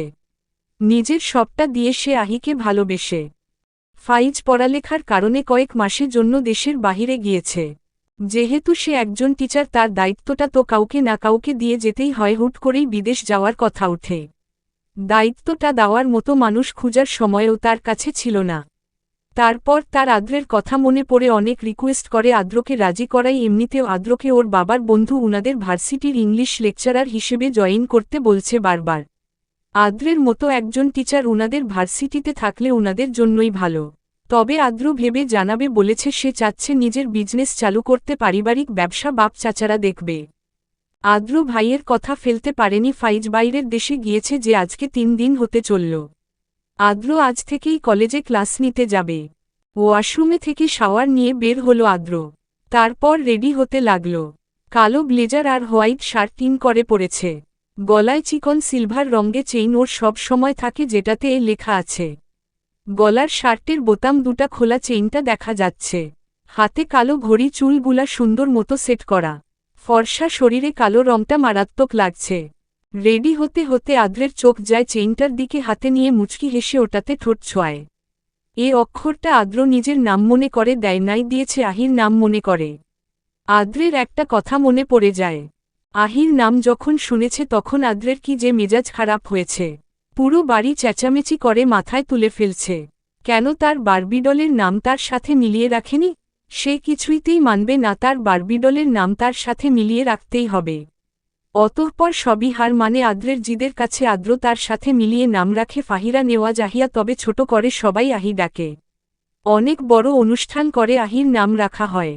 পুরনো দিনের কথাগুলো মনে করে আদ্রের বুক ভারী হয়ে আসে। পরক্ষণে ঠোঁটে হাসি টেনে বিড়বিড় করে বলে ওঠে, কি সাংঘাতিক তুই পিচ্ছি, তোর মতো পিচ্ছির কাছে শক্তপোক্ত আমিটা বারবার হেরে যাই আর তুই জিতে যাস। এত এত মেয়ের ভিতর আমার চোখ একটা পিচ্ছির উপর গিয়ে পড়েছে। মানুষ শুনলে হাসবে, তবে তাতে আমার কিছু যায় আসে না, আমি তো আমার পিচ্ছিকে অনেক ভালোবাসি। এটুকু বলে আদ্র থামে, মুখের হাসি বিলীন করে ভেজা গলায় বলল, তুই নেই ভাবলেই কলিজা কেঁপে উঠে আমার। বুকটা শূন্য শূন্য লাগে, কবে এসে এই বুকটার শূন্যতা দূর করে এই আমিটাকে পরিপূর্ণ করবি বারবিডল। দীর্ঘশ্বাস ফেলে গাড়ির চাবি সহ মোবাইল নিয়ে রুম থেকে বের হল। টেবিলে সবাই সকালের নাস্তা করতে বসেছে। এখনও কেউ খাওয়া শুরু করেনি, সবাই আদ্রের জন্য অপেক্ষা করছে। তখনই সিঁড়ি বেয়ে আদ্র নেমে আসে। সবাই তাকিয়ে আছে। মাশাল্লাহ বলেছে মনে মনে আতিয়া নেওয়াজ তো অনেকবার মনে মনে মাশাল্লাহ বলেছে। এদিকে ফিহা হা করে চেয়ে আছে, তবে সেটা কারো চোখে না পড়লেও পারুল নেওয়াজের চোখের ঠিকই পড়েছে মেয়ের মনের অবস্থা, তিনি ঠিকই ধরতে পারলেন। আদ্র সোজা গিয়ে তার ছোট চাচ্চু তাহমিদ নেওয়াজের পাশে বসল। তিনি হেসে বললেন, মাশাল্লাহ, আমার আদ্রকে পুরো নায়কের মতোই লাগছে। উনার কথা আদ্র হেসে বলল, আমার থেকে তোমাকে বেশি নায়কের মতো লাগে, বয়স তো কম হয় নাই এখনও, হ্যান্ডসাম আর ইয়াং মেয়েরা এখনও তোমার পিছে লাইন মেরে থাকে। তোমার সাথে বের হলে সবাই আমাকে রেখে তোমাকেই দেখবে। আদ্রের কথা উনি শব্দ করে হেসে দিলেন। আদ্র মিথ্যা তো বলেনি, সত্যি বয়সের তুলনায় উনার সৌন্দর্যের পরিমাণ একটুও কমেনি। হসপিটালে কত মেয়ে লাইন ধরে থাকে উনাকে দেখার জন্য, কিন্তু উনার এসবে কিছু যায় আসে না। উনি যুবক বয়সে একজনকে মন দিয়েছে, সে একজনকে না পেয়ে এখনও সিঙ্গেল আছে, আজও বিয়ে করেনি। খান বাড়িতে সকাল সকাল প্রতিদিনের মতো চলছে যুদ্ধ। এ আর নতুন কি, শুধু শুক্রবার ছাড়া বাকি দিনগুলোতে এসবই চলে। রোদ এটা যুদ্ধ মনে করে না, সে এটাকে নাটক মনে করে। নাটকের একটা নামও দিয়েছে, পারবো না আমি ছাড়তে তোকে ঘুম। সেখানে নায়ক বিছানা আর নায়িকা রোদ আর ভিলেন রোদের হিটলার মা। আজ আর উনি চেঁচামেচি করে নিজের শক্তি শেষ করেনি, গিয়ে একবারে মুখের উপর পানি ঢেলে দিয়েছে। সাথে সাথেই রোদ হুমড়ি খেয়ে ধরফিয়ে উঠে গেল। কিছু বলতে নিবে রাইসা বেগমকে এক হাতে খুন্তি অন্য হাতে পানির প্লাস নিয়ে দাঁড়িয়ে থাকতে দেখে বুঝতে আর বাকি নাই কাজটা তার হিটলার মা করেছে। মেকি হেসে বলল, গুড মর্নিং আম্মু। রাখো তোর গুড মর্নিং, তাড়াতাড়ি ফ্রেশ হয়ে রেডি হয়ে খেতে আয়, না হলে খুন্তির বাড়ি একটাও মাটিতে পড়বে না। রাইসা বেগমের ঝাঝালো কণ্ঠে রোদ তাড়াতাড়ি উঠে ওয়াশরুমের দিকে যেতে যেতে চেঁচিয়ে চেঁচিয়ে গাইতে শুরু করল, পারবো না আমি ছাড়তে তোকে ঘুম, পারবো না আমি ভুলতে তোকে ঘুম। কিন্তু কিছু যে করার নেই, পিছে যে আমার হিটলার মা দাঁড়িয়ে আছে, তাও আবার খুন্তি হাতে। রোদ ওয়াশরুম ঢুকতেই রৌদ্র রুমে ঢুকল। রোদের গান সে শুনেছে। হাসতে হাসতে মায়ের দিকে চেয়ে জিজ্ঞেস করল, কি আম্মু গান পছন্দ হয়েছে? না হলে বলো আরও একটা গাইতে বলি, তোমার মেয়ে কিন্তু সুন্দর গান গাইতে পারে। থাক লাগবে না, তোর বোন যে পাগল এটা সবাই জানে। খেতে আয়, সাথে ওটাকেও নিয়ে আয়। এ বলে উনি বের হয়ে গেলেন। উনি যেতেই রোদ ওয়াশরুমের দরজা খুলে মাথা বের করে উকি দিয়ে দেখল উনি আছে কিনা। এতক্ষণ সব ওয়াশরুম থেকে শুনেছে। বের হ চোরের মতো, এরকম উকি দিচ্ছিস কেন? আম্মুকে রাগিয়ে দিয়ে আবার ভয় পাস কেন? রোদ এবার পুরোপুরি বের হয়ে বলল, আমি কি ভয় পাই নাকি, হোম এমনিই দেখছিলাম। হ্যাঁ সব জানা আছে, তাড়াতাড়ি খেতে আয়, তোদেরকে কলেজে নামিয়ে দিয়ে আমি আবার অফিসে যাব। আন্ডারস্কোর। খাওয়া দাওয়া শেষে রোদ আর সাইফা নিয়ে রুদ্র বের হয়ে গেল। ওদেরকে কলেজের গেটের সামনে নামিয়ে দিয়ে নিজের কাজে চলে গেল। রোদ আর সাইফা গেট দিয়ে ঢুকতেই তিহা আর তিহান দৌড়ে এলো। ওরা দুজন যমজ ভাই বোন। এত দেরি করলি কেন? তিহার কথায় সাইফা বলল, আরে আর বলিস না, রোদ ঘুম থেকেই উঠতে চায় না। তোরা তো জানিসও কি পরিমাণ ঘুম পাগল, ওর জন্য সব সময় দেরি হয়। আজকেও বড় আম্মু মুখের উপর পানি ঢেলে ওকে তুলেছে। তিহা এবার রোদের দিকে তাকালো। রোদ তো এমন ভান ধরে আছে, এখানে কি হচ্ছে সে যেন শুনতাই পাচ্ছে না। তিহা কটমট করে বলল, এই তোর কি জামাই আছে যে রাতে তাকে সময় দিতে গিয়ে সকলে উঠতে পারিস না?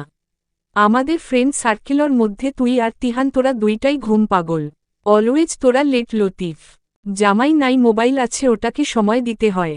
তোদের ইচ্ছে হলে তোরাও ঘুমা, শুধু শুধু আমাদের ঘুম নিয়ে হিংসা করিস কেন? এতক্ষণ চুপচাপ সবার কথা শুনতে থাকা তিহানও রোদের সাথে তাল মিলিয়ে বলল, হ্যাঁ দোস্ত, ঠিক বলেছিস, এই দুইটা ঘুম যেতে পারে না দেখে আমাদের হিংসা করে। চল ওরা থাক, আমরা যাই। রোদ আর তিহান সামনে হাঁটা দিল, কিন্তু কিছুটা দূর যেতেই সামনের সব মেয়েকে হাঁ করে তাকিয়ে থাকতে দেখে ওদের পা থেমে যায়। চারদিক থেকে গিজগিজ করছে মেয়েরা, রোদের পিছে তাকিয়ে সেও হাঁ হয়ে গেল। কলেজের গেট দিয়ে কালো ব্লেজার আর হোয়াইট শার্ট, টিন করা, হাতে কালো ঘড়ি, গলায় চেইন, চোখে কালো সানগ্লাস লাগিয়ে, এক হাত পকেটে গুজে অন্য হাতে কানে ফোন ধরে রেখে কথা বলতে বলতে এগিয়ে আসছে ফর্সা ডল হ্যান্ডসাম এক যুবক। রোদ ঘোরের মধ্যে চলে গিয়েছে আর ঘোরের মধ্যে থেকেই বিড়বিড় করে বলে উঠল, হাই মে মার গেয়া কিতনা হ্যান্ডসাম লাড়কা হে। আর তখনই আদ্র কথা বলতে বলতে রোদের পাশ কেটে চলে গেল। রোদ চোখ বুঝে উল্টো ঘরে গেল। হঠাৎ আদ্র হার্টবিট দ্রুত গতিতে চলতে শুরু করল। ওর মনে হলো তার আশপাশেই তার বারবি ডল আছে। আদ্র সানগ্লাসের আড়ালে আর চোখে একটু দেখে নিল, নিজের মনে ভুল ভেবে আবারও হাঁটা দিল। চোখ খুলে রোদ আশপাশে তাকালো, যে যেখানে আছে সেখান থেকে হাঁ করে আদ্রের দিকে চেয়ে আছে। তবে আদ্র ভুলেও কোনো দিকে তাকাচ্ছে না, কথা বলতে বলতে অফিস রুমের দিকে যাচ্ছে। রোদ আবারও বিড়বিড় করে নিজেকে গালি দিতে লাগল, আস্তাগফিরুল্লাহ, তওবা তওবা। রোদ, তোর না মনের মানুষ আছে, তারপরও অন্য কারো দিকে এভাবে তাকাচ্ছিস? ছ্যাহ, মাপ চা আল্লাহর কাছে। 3টে ক্লাস শেষ, এখন ইংরেজি ক্লাস, কিন্তু স্যার নেই, তাই সবাই চেঁচামেচি করছে। এরই মধ্যে প্রিন্সিপাল স্যার সহ এক সুদর্শন যুবক ঢুকল। যুবকটিকে দেখেই চারপাশে চাপা ফিসফিস শুরু হয়েছে গেছে। এইদিকে পিছনে বসে এখনও ঝগড়া করে চলছে তিহান আর সাইফা। রোদ আর তিহা সামলাতেই পারছে না, ক্লাসে যে স্যার এসেছে সে খেয়ালও তাদের নেই। হঠাৎ সবাইকে দাঁড়িয়ে সালাম দিতে দেখে তাড়াহুড়ো করে ওরাও দাঁড়াল। প্রিন্সিপাল স্যার সবাইকে বসতে বলল, তারপর আদ্রেকে সবাইয়ের সাথে পরিচয় করিয়ে দিতে লাগল।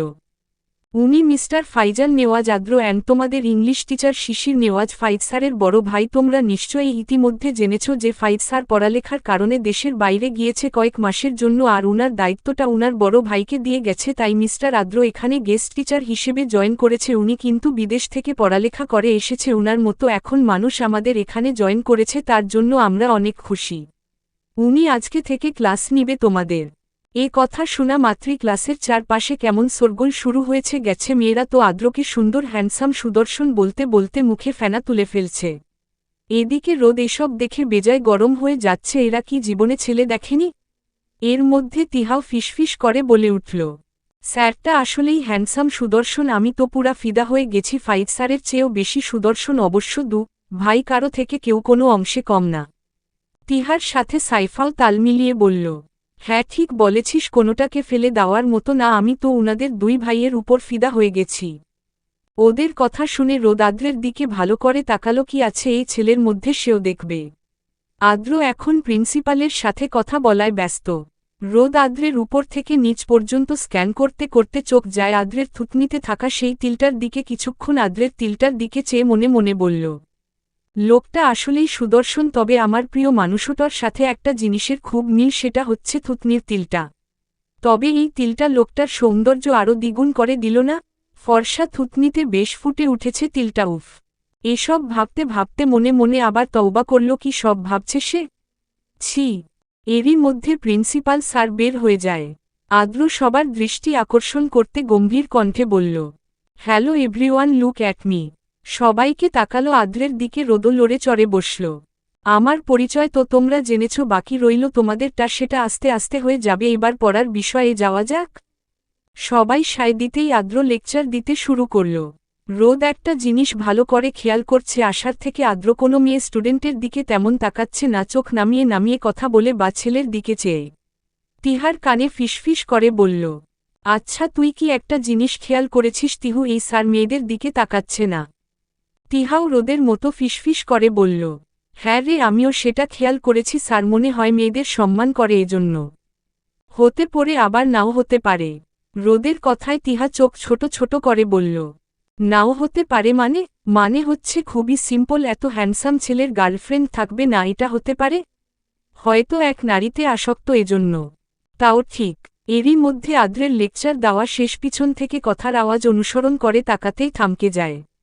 সাদা কলেজ ড্রেস, তার উপর সাদা এপ্রন, সাথে মাথায় সাদা হিজাব, মাস্কে ভিতর সেই বাদামি চোখগুলা, যা দেখার পর তাকে থমকে যেতে বাধ্য করছে। আর এই দিকে আদ্রে এই চাহনি দেখে রোদ এলোমেলো দৃষ্টি ফেলছে, শ্বাস বন্ধ করে রেখেছে। এই বুঝি আদ্র দিল ধমক? সে ভেবেছে সে যে কথা বলছে এটা আদ্র শুনে নিয়েছে। প্রথম দিন আসতে না আসতে রোদ ধমক খাবে, এটা মান সম্মানের ব্যাপার। ঘণ্টার পোড়াতেই আদ্রের ভাবনা ভাঙ্গে রোদের দিকে এক পলক চেয়ে বের হয়ে গেল। আদ্র বের হতেই রোদ আটকে রাখা শ্বাসটা ছাড়ল। পিছন থেকে তিহান গুতা মেরে ফিসফিস করে বলল, চল আজকে কলেজ পাকি দিয়ে কোথাও ঘুরে আসা যাক, এখন পেটমোটা স্যারে ক্লাসে বেডার ক্লাস করতে একদম ভালো লাগে না।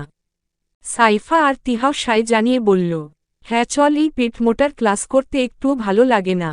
তবে রোদ রাজি না। রৌদ্র যদি জানে বকা দিবে। এমনিতেই ছোট থেকে দেখে আসছে রৌদ্র রোদকে নিয়ে বেশি সিরিয়াস কোথাও একা যেতে দেয় না, যেখানেই যাবে সে নিজে নিয়ে যাবে। তবে রোদের না বেশিক্ষণ টিকল না, শেষমেশ রাজি হয়ে সব কয়টা সবার আড়ালে পিছনের দরজা দিয়ে বের হল। বের তো হলো, কিন্তু এখন কলেজের গেট পার হবে কেমনে? গেটে দারোয়ান দাঁড়িয়ে আছে। আদ্র অসিফ রুমে চেয়ারে বসে আছে, বুক কাঁপছে, ওর হার্টবিট ফাস্ট চলছে। একজনকে পাঠিয়েছে সে কখন মেয়েটাকে ডেকে আনতে, কিন্তু মেয়েটা থাক দূরে, সেও আসছে না। আদ্র মোবাইলের ওয়ালপেপারে দেওয়া ছোট আহির হাসি দেওয়া পিকটার দিকে কিছুক্ষণ চেয়ে দীর্ঘ শ্বাস ফেলে বিড়বিড় করে বলল, তোর কথা ভাবলেই আমার বুকটা ক্ষতবিক্ষত হয়ে যায়। আমার কথা কি তোর একবারও মনে পড়ে না অবুঝ পাখি?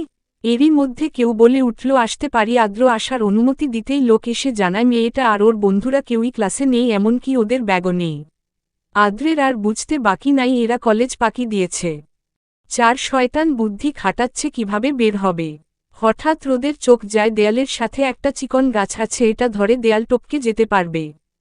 পেয়ে গেছি রাস্তা, আয় আমার সাথে। রোদের কথায় সবার মুখ খুশিতে ঝকঝক করে উঠল। দেরি না করে সবগুলা একে একে ছুটল রোদের পিছে। এই দিকে আদ্র এক সেকেন্ডও দেরি না করে বাইরে ছুটল। এই মেয়ের পরিচয় তাকে জানতে হবে, বেশি দূর যেতে পারিনি ওরা, এটা সিউর। একে একে দেয়াল টপকে নামছে। এখন যেহেতু দুপুর, তাই রাস্তাঘাটে তেমন মানুষ নেই, আর ক্লাস টাইম থাকায় কোনো ছাত্রছাত্রী বা টিচারও বাইরে নেই, তাই তো এই চার বিচ্ছুর পাগলা কারবার কেউ দেখতে পারছে না। সবাই এপাশে চলে এসেছে, এবার রোদের পালা। দেয়ালের উপর দাঁড়িয়ে যেই না এপাশে লাফ দিতে যাবে, এমন সময় আদ্র গেট দিয়ে বের হয়ে বাম পাশে তাকাতেই তার চক্ষু কপালে উঠে গেল। সে দ্রুত পায়ে এগিয়ে যেতে লাগল। সে যাওয়ার আগেই রোদ লাফ দিয়ে নেমে গেল। যেই না চারজন দৌড় দিতে লাগবে, অমনি পিছন থেকে কারো গম্ভীর কণ্ঠে শুনে পা থেমে যায় সবার। তোমরা এখন পড়ালেখা বাদ দিয়ে এসব করছো, তাহলে ভবিষ্যতে কি করবে? সবাই পিছন ফিরতেই আদ্রকে দেখে শুকনো ডোক গিলে, তবে রোদের মুখ থেমে নেই। সে বিড়বিড় করে বলে উঠল, ভবিষ্যতে যেহেতু বিয়েই করব, প্যারা নেই চিল। আকাশের রং নীল, বিয়ের পর মার্কেট কর্মু আমি, জামাই দিবে বিল, বিল যদি না দেয় জামাই খাবে কিল। এতটাই বিড়বিড় করে কথাটা বলেছে যে উপস্থিত সবাই শুনতে পেয়েছে। আদ্র তো ভ্রু কুচকে কিছুক্ষণ চেয়ে থেকে হঠাৎ কাশতে শুরু করল। কাশির শব্দে রোদ আদ্রের দিকে তাকালো, যে এখন তার দিকে চেয়ে কাশতে কাশতে মরে যাচ্ছে। রোদ বাকিদের দিকে তাকালো, যারা এখন খেয়ে ফেলার দৃষ্টিতে তার দিকে চেয়ে আছে। রোদের আর বুঝতে বাকি নেই, তার কথা সবাই শুনেছে, এমনকি আদ্রও। আদ্র কোনোরকমে কাশি থামিয়ে রোদের দিকে চেয়ে বলল, তুমি এক্ষুনি অফিস রুমে আসো ফাস্ট। এই বলে সে গড়গড় করে হেঁটে চলে গেল, আর পিছনে ফেলে গেল চারটা ভীতু মুখ। রোদ রে স্যার তোকে কেন অফিসে যেতে বলেছে? নাকি বাড়িতে কল দিবে? কল দিলে আম্মু আমার পিঠটা রাখবে না, আলুর ভর্তা করে ফেলবে। সাইফার কথায় রোদ বিরক্তি কণ্ঠে বলল, তোকে একা খালি আলু ভর্তা করবে? আমাকে কি ফুল ভেবে সাজিয়ে রাখবে? ফাজিল মেয়ে, আমার হিটলার মায়ের খুন্তির বাড়িগুলা কি তুই খাবি? রোদের কথায় সাইফা চুপসে যায়। তোদের তো তাও বাড়িতে রাখবে, আমাকে আর তিহানকে নিশ্চয়ই বাড়ি থেকে বেরি করে দিবে। তিহার কথা সাইফা ফুঁসে উঠল, তোর অকর্মার ডেকি ভাইটাকে বাড়িতে রেখে কি করবি? শুধু শুধু চাল নষ্ট হবে, এর জন্য এই বিপদে পড়লাম না তো ও এই বুদ্ধি দিত না তো আমরা ক্লাস থেকে বের হতাম। এতক্ষণ চুপচাপ থাকা তিহান সাইফার কথায় ওর মাথায় গাঁটটা দিয়ে বলল, এই শাকচুন্নি, তোকে আমি একবারও আসতে বলেছি? নাচতে নাচতে বিনা দাওয়াতে আমাদের পিছে পিছে এসেছিস কেন? আবার ন্যাকা ডং দেখাস। তিহা রোদকে ইশারা দিয়ে বুঝালো, এই দুটাকে থামাতে না হলে দেখা যাবে এখানে ছোটখাটো যুদ্ধ হয়ে যাবে। চুপ থাক একটা, আর একবার কথা বলবি খবর আছে। বকবক না করে উপায় বের কর, কিভাবে এই বিপদ থেকে বাঁচা যায়। রোদের কথায় তিহান মেয়েদের মতো করে সাইফাকে ভেঙচি কাটল, তা দেখে সাইফাও একই কাজ করল। বেশ কিছুক্ষণ ভাবাভাবির পর রোদ আইডিয়া বলে চেঁচিয়ে উঠল। সবাই ওর দিকে তাকালো। তিহা বলল, কি তাড়াতাড়ি বল। রোদ ভাব নিয়ে হাঁটতে হাঁটতে বলল, চুপচাপ দেখতে থাক কিভাবে সব এক চুটকিতে ঠিক করে দিই। তোরা এখানে থাক, আমি আসছি। কেউ আর কিছু বলতে পারল না। রোদ চলে গেল। অনেকক্ষণ ধরে আদ্র রোদের জন্য অপেক্ষা করছে, অথচ এই মেয়ের আসার নাম গন্ধও নেই। এই দিকে আদ্রের যেন ধৈর্যই কুলোচ্ছে না। এতটা অধৈর্য সে কবে হল? এই প্রশ্নটা মনে গুরুপাক খেতেই আদ্র বিড়বিড় করে বলল, প্রসঙ্গ যদি হয় আমার বারবিডলকে নিয়ে তাহলে বরাবরই আমি ধৈর্যহীন ব্যক্তি। আদ্রের বিড়বিড়ানির মধ্যেই রোদের কণ্ঠে ভেসে এলো, may I come in sir? Adra শান্ত হয়ে বসে বলল, ইয়েস কাম ইন। অনুমতি পেয়ে রোদে আস্তে আস্তে ভিতরে ঢুকল। আদ্র ছাড়া কেউ নেই এখানে। আর রোদ গিয়ে আদ্রের সামনে দাঁড়ালো। আদ্র তীক্ষ্ণ দৃষ্টিতে রোদের উপর নিচ পরোক্ষ করছে। আদ্রের এমন চাহনিতে রোদ অস্তিত্বে পড়ে গেল।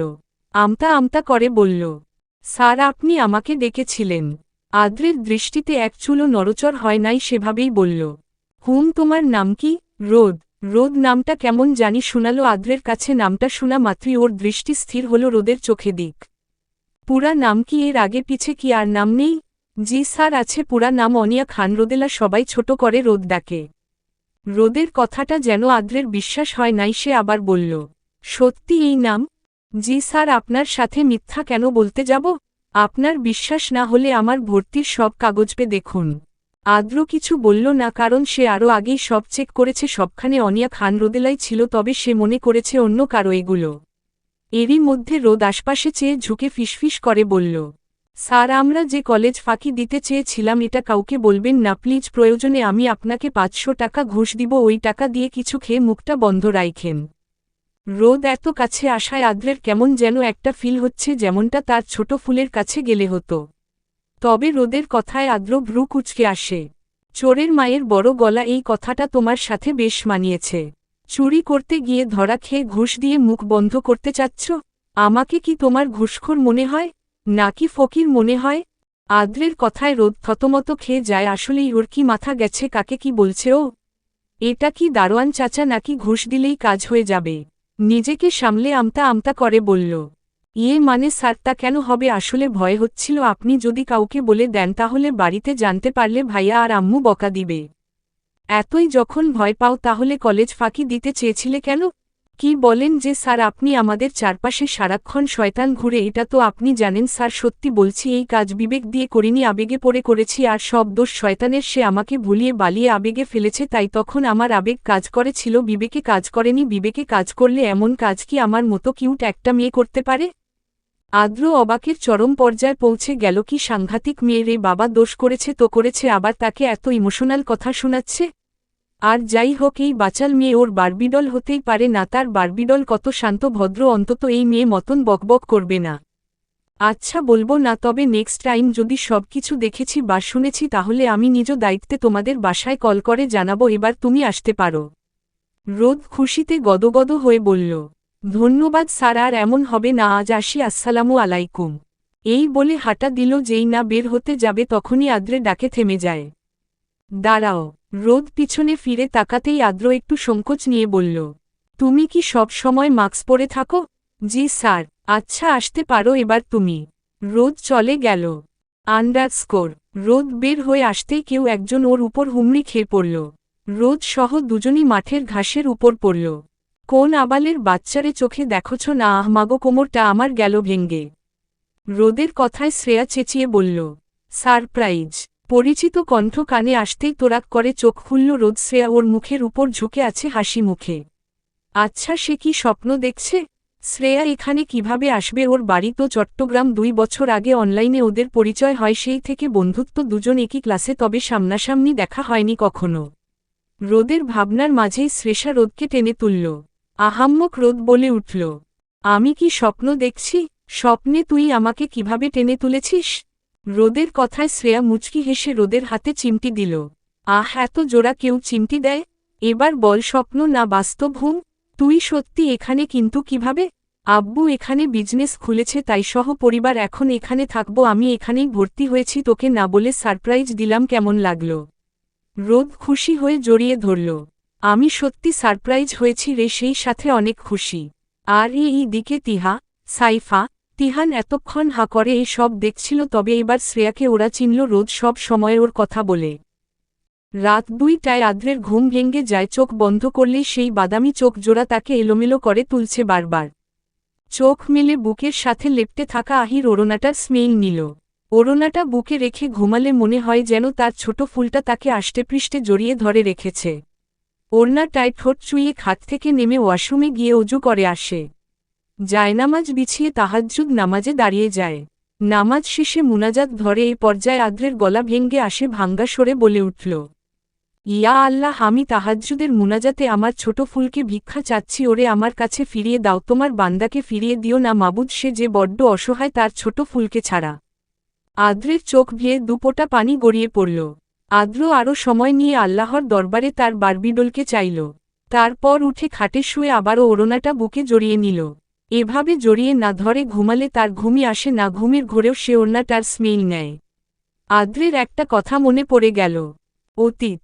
আহিকে সে যখন প্রথম নেওয়াজ বাড়িতে দেখেছে, তারপর তার মাকে বলেছিল এই কিউট বারবিডলটাকে তার রুমে সাজিয়ে রাখবে, এই বলে সে আহিকে কোলে নিয়ে ওর রুমে এনে খাটে বসায়। ছোট আহি অচেনা মানুষ, অচেনা জায়গা দেখে ফুপিয়ে কেঁদে ওঠে। আদ্র গিয়েছিল ফ্রেশ হতে ওয়াশরুমে। আহির কান্না শুনে ভেবেছিল খাট থেকে পড়ে গেছে, কিভাবে বের হয়ে আসছে ওয়াশরুম থেকে সে জানে। আহি তো কেঁদেই চলছে। ছোট আহির কান্নায় আদ্রের ভিতর মোচড় দিয়ে ওঠে। দুহাতে আহিকে কোলে তুলে কান্না থামানোর জন্য আদুরে কণ্ঠে বলতে লাগল, কি হয়েছে বারবিডল, কান্না করছিস কেন? ভয় পেয়েছিস? আমি আছি তো সোনা, কিছু হবে না, কান্না থামা প্লিজ, আমার কষ্ট হচ্ছে তোর কান্না দেখে। আমার জান, আমার সোনা প্লিজ কান্না করে না, তোর কান্না আমাকে শেষ করে দিচ্ছে পাখি। আদ্রের কণ্ঠ এতটাই আদুরে ছিল, ছোট্ট আহি কান্না থামিয়ে ফ্যালফ্যাল চোখে আদ্রের মুখের দিকে চেয়ে থাকে। আহিকে এভাবে তাকিয়ে থাকতে দেখে আদ্র মুচকি হেসে বলল, এভাবে কি দেখছিস বারবিডল? আমি তো তোরই, তুই যখন বড় হবি তখন সব কিছু জানতে পারবি। এই আমিটা তোকে দেখেই কতটা পাগল হয়ে গেছি, তো মায় পড়ে মায় কয়েক মিনিটেই এক পিচ্ছি মেয়ে আমাকে এলোমেলো করে দিয়েছে। তুই বড় হলে এসব শুনে নিশ্চয়ই হাসবি, আমার মতো এক দামড়া ছেলে তোর মতো পিচ্ছির প্রেমে পড়েছে। কিন্তু কিছু করার নেই, তোকে এতটা মায়াবী আর কিউট কে হতে বলেছে?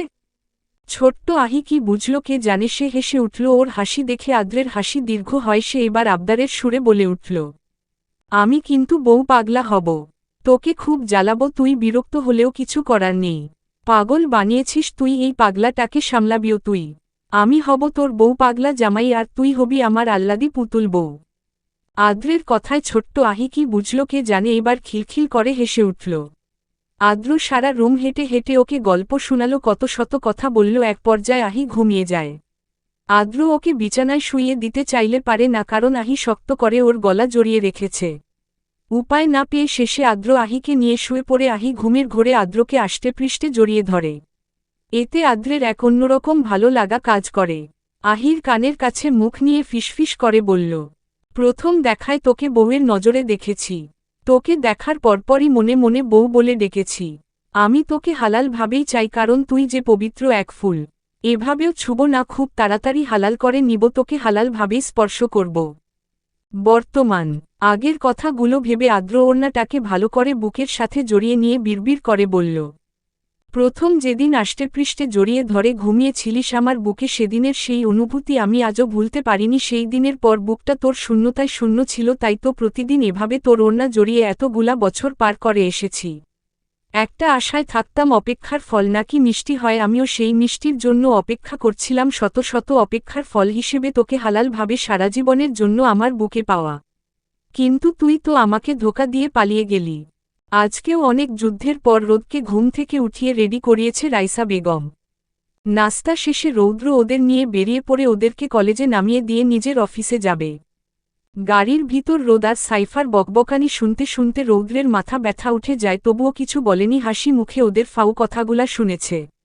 রৌদ্র বরাবরই বোনেদের বেলায় ধৈর্যশীল, বিশেষ করে রোদের ব্যাপারে রোদ অনেক বেশি দুষ্টামি করে, নিজের খেয়াল একদমই রাখতে জানে না। আর রৌদ্র তার কাছে তো মনে হয় তার বোন সাধ্য জন্ম নেওয়া বাচ্চা নিজের হাতে খেতে পারবে না, তাই রৌদ্র সব সময় নিজ হাতে বোনকে খাইয়ে দেয়। এমনকি দুপুর বেলা অফিসের সব কাজ পেলে ছুটে আসে বোনকে দুপুরের খাবার খাওয়াতে। রৌদ্র খাইয়ে না দেওয়া উপদি খায় না। কথায় আছে না, নারী অতি যত্নে বাচ্চা হয়ে যায়, বাচ্চাদের মতো বাচ্চামি করে নারী, তার সামনেই বাচ্চামি করে যে নারীর বাচ্চামি সহ্য করে। রোদের খেয়েও তাই হয়েছে, ভাইয়ের অতি আদরে দিন দিন বাচ্চা হয়ে যাচ্ছে, তবে তার সকল বাচ্চামি শুধু তার ভাইয়ের সামনেই। ওয়ে তার ভাই, একমায় মানুষ যে তার সফল বাচ্চামি হাসি মুখে সহ্য করে নেয়। রোদ হচ্ছে রৌদ্রের প্রাণ। বোনকে রাতে এক নজর না দেখে ঘুমালে তার ঘুমই আসে না। প্রতি রাতে রোদ ঘুমিয়ে যাওয়ার পর রৌদ্র বোনের রুমে এসে বোনকে ঠিক করে কাঁথা গায়ে দিয়ে শুইয়ে দিয়ে যায়। একটা দিনের জন্য রৌদ্র রোদকে কোথাও বেড়াতে যেতে দেয় না। রোদ আর সাইফাকে গেটের সামনে নামিয়ে দিয়ে রৌদ্র চলে যায়। যাওয়ার আগে বোনদের বারবার বলে যায় সাবধানে থাকতে, গেটের বাইরে না যেতে। ওরাও বাধ্য মেয়ের মতো সায় জানায়। গেট দিয়ে ঢুকতেই দুজনের ভ্রু কুঁচকে আসে। গেটের পাশের অনেকগুলা মেয়ে লাইন ধরে দাঁড়িয়ে আছে, কেউ কেউ আবার ফিসফিস করে একে অন্যের কানে কি যেন বলছে। এখানে কি হচ্ছে রে রোদু? সাইফার কথায় রোদুও না দিয়ে বলল, সাইফুরে আমরা মনে হয় কিছু মিস করে ফেলেছি, তাড়াতাড়ি ভিতরে চল, শ্রেয়াদের খুঁজে বের করে জিজ্ঞেস করি। দুজনে দ্রুত পা চালিয়েও ভিতরে গেল। কিছুটা দূরেই শ্রেয়ারা দাঁড়িয়ে আছে। শ্রেয়ার সাথে বাকি সবারও বেশ ভালো বন্ধুত্ব হয়েছে অল্প সময়ে। মেয়েটা অনেক মিশুক, এত অল্প সময়ে সবার কতটা প্রিয় হয়ে গেছে। রোদ ওদের সামনে গিয়ে দাঁড়িয়ে বলল, তোরা এখানে কি করছিস? আর ওইখানে সবাই এমন ভিড় করে লাইনে ধরে দাঁড়িয়ে কি করছে? কিছু কি হচ্ছে? রোদের কথায় ওরা তিনজন ইশারা দিয়ে দেখালো গেটের দিকে। রোদ আর সাইফাও তাকালো। গেট দিয়ে আদ্র ঢুকছে আর বাকি সব মেয়ে তাকে চোখ দিয়ে গিলে খাচ্ছে। আদ্রকে আজকে অন্য রকম সুন্দর লাগছে। আজকে ফর্মাল ড্রেসআপ ছেড়ে নর্মাল ড্রেসআপে এসেছে। কপি কালারের শার্ট, সাদা প্যান্ট, শার্টের উপরে দুইটা বোতাম খোলা, গলার চিকন চেইনটা রোদে ঝকঝক করছে। হাতাকনুই পর্যন্ত বুটানো, চোখে রোদ চশমা, হাতে কপি রঙা ছামড়ার ঘড়ি। সব মিলিয়ে তাকে অসম্ভব সুন্দর লাগছে। এক কথায় মেয়েদের পাগল করার মতো সুন্দর। রোদ মনে মনে বলল, উফ, পুরাই চকলেট বয়। পরপরই নিজেই থতমত খেয়ে যায় কি সব বলছে সে। ওর ভাবনার মাঝেই তিহা বলে উঠল, স্যার কিন্তু মারাত্মক সুন্দর। উফ, আমি তো ক্রাশ খেয়ে গেছি। আর আমাকে তোরা ধর। তিহার সাথে শ্রেয়া আর সাইফাও তাল মিলিয়ে বলল, সেম, আমিও রে বইন। ওদের কথায় রোদ মুখ ভেঙিয়ে বলল, জেগে জেগে স্বপ্ন দেখা বাদ দে বইন, বেডার গার্লফ্রেন্ড আছে। রোদের কথায় শ্রেয়া বলল, ফালতু কথা বলবি না, স্যার যে গম্ভীর মানুষ, তোর মনে হয় কেউ উনার সাথে প্রেম করবে? শ্রেয়ার কথায় রোদ আগের ন্যায় বলল, বলদের দল, তোদের কি মনে হয় এত সুন্দর একটা ছেলের গার্লফ্রেন্ড থাকবে না? এটা হতে পারে? এই যুগে সিঙ্গেল ছেলে আছে? আর কি বলেছিস, গম্ভীর দেখে কেউ প্রেমে করবে না? তাহলে গেটের সামনে এগুলা কি মাছির মতো উনার পিছে বনবন করছে? রোদের কথা ফেলে দেওয়ার মতো না, তিনজনেরই একটু মন খারাপ হয়ে যায়।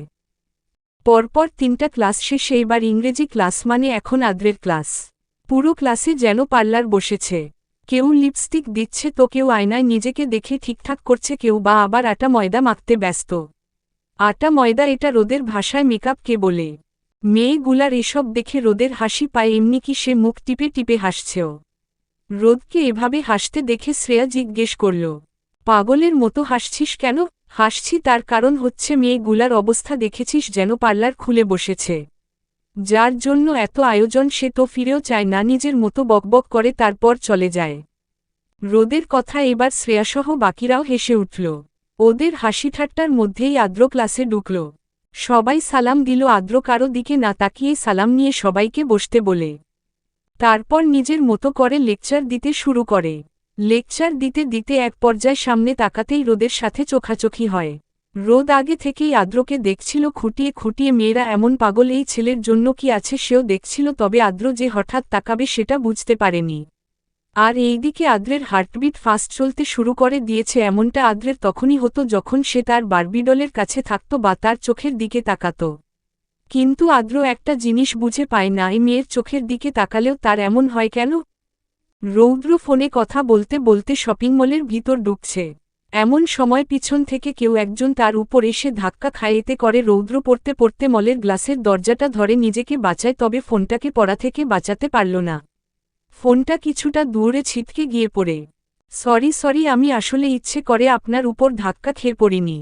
পিছন থেকে মেয়েলি মিষ্টি কণ্ঠের বাক্যটা শুনে রৌদ্র পিছন ফিরে তাকায়। কলেজ বা ভার্সিটির ড্রেস পরুয়া একটা মেয়ে যে এই মুহূর্তে অপরাধীর মতো মাথা নিচু করে দাঁড়িয়ে আছে। রৌদ্র মেয়েটাকে ভালো করে পর্যবেক্ষণ করে গম্ভীর কণ্ঠে বলল, আমার তো মনে হয় ইচ্ছে করে দিয়েছ। না সত্যি আমি ইচ্ছে বলতে বলতে ইয়ানা মাথা তুলে সামনে দাঁড়িয়ে থাকা সুদর্শন পুরুষের দিকে তাকাতেই কথা আপনা আপনি বন্ধ হয়ে যায়। আর এই দিকে রৌদ্র ইয়ানাকে এভাবে হ্যাবলার তাকিয়ে থাকতে দেখে বিরক্ত কণ্ঠে জিজ্ঞেস করল, থেমে গেলে কেন? আর এভাবে কি দেখছ? জীবনে ছেলে দেখো নাই নাকি? ইয়ানা থতমত খেয়ে যায়, একটু অপমানবোধ করল। একটু চেয়ে এত থেকেছে, এতে কি এমন হয়ে গেল যে এভাবে বলতে হবে?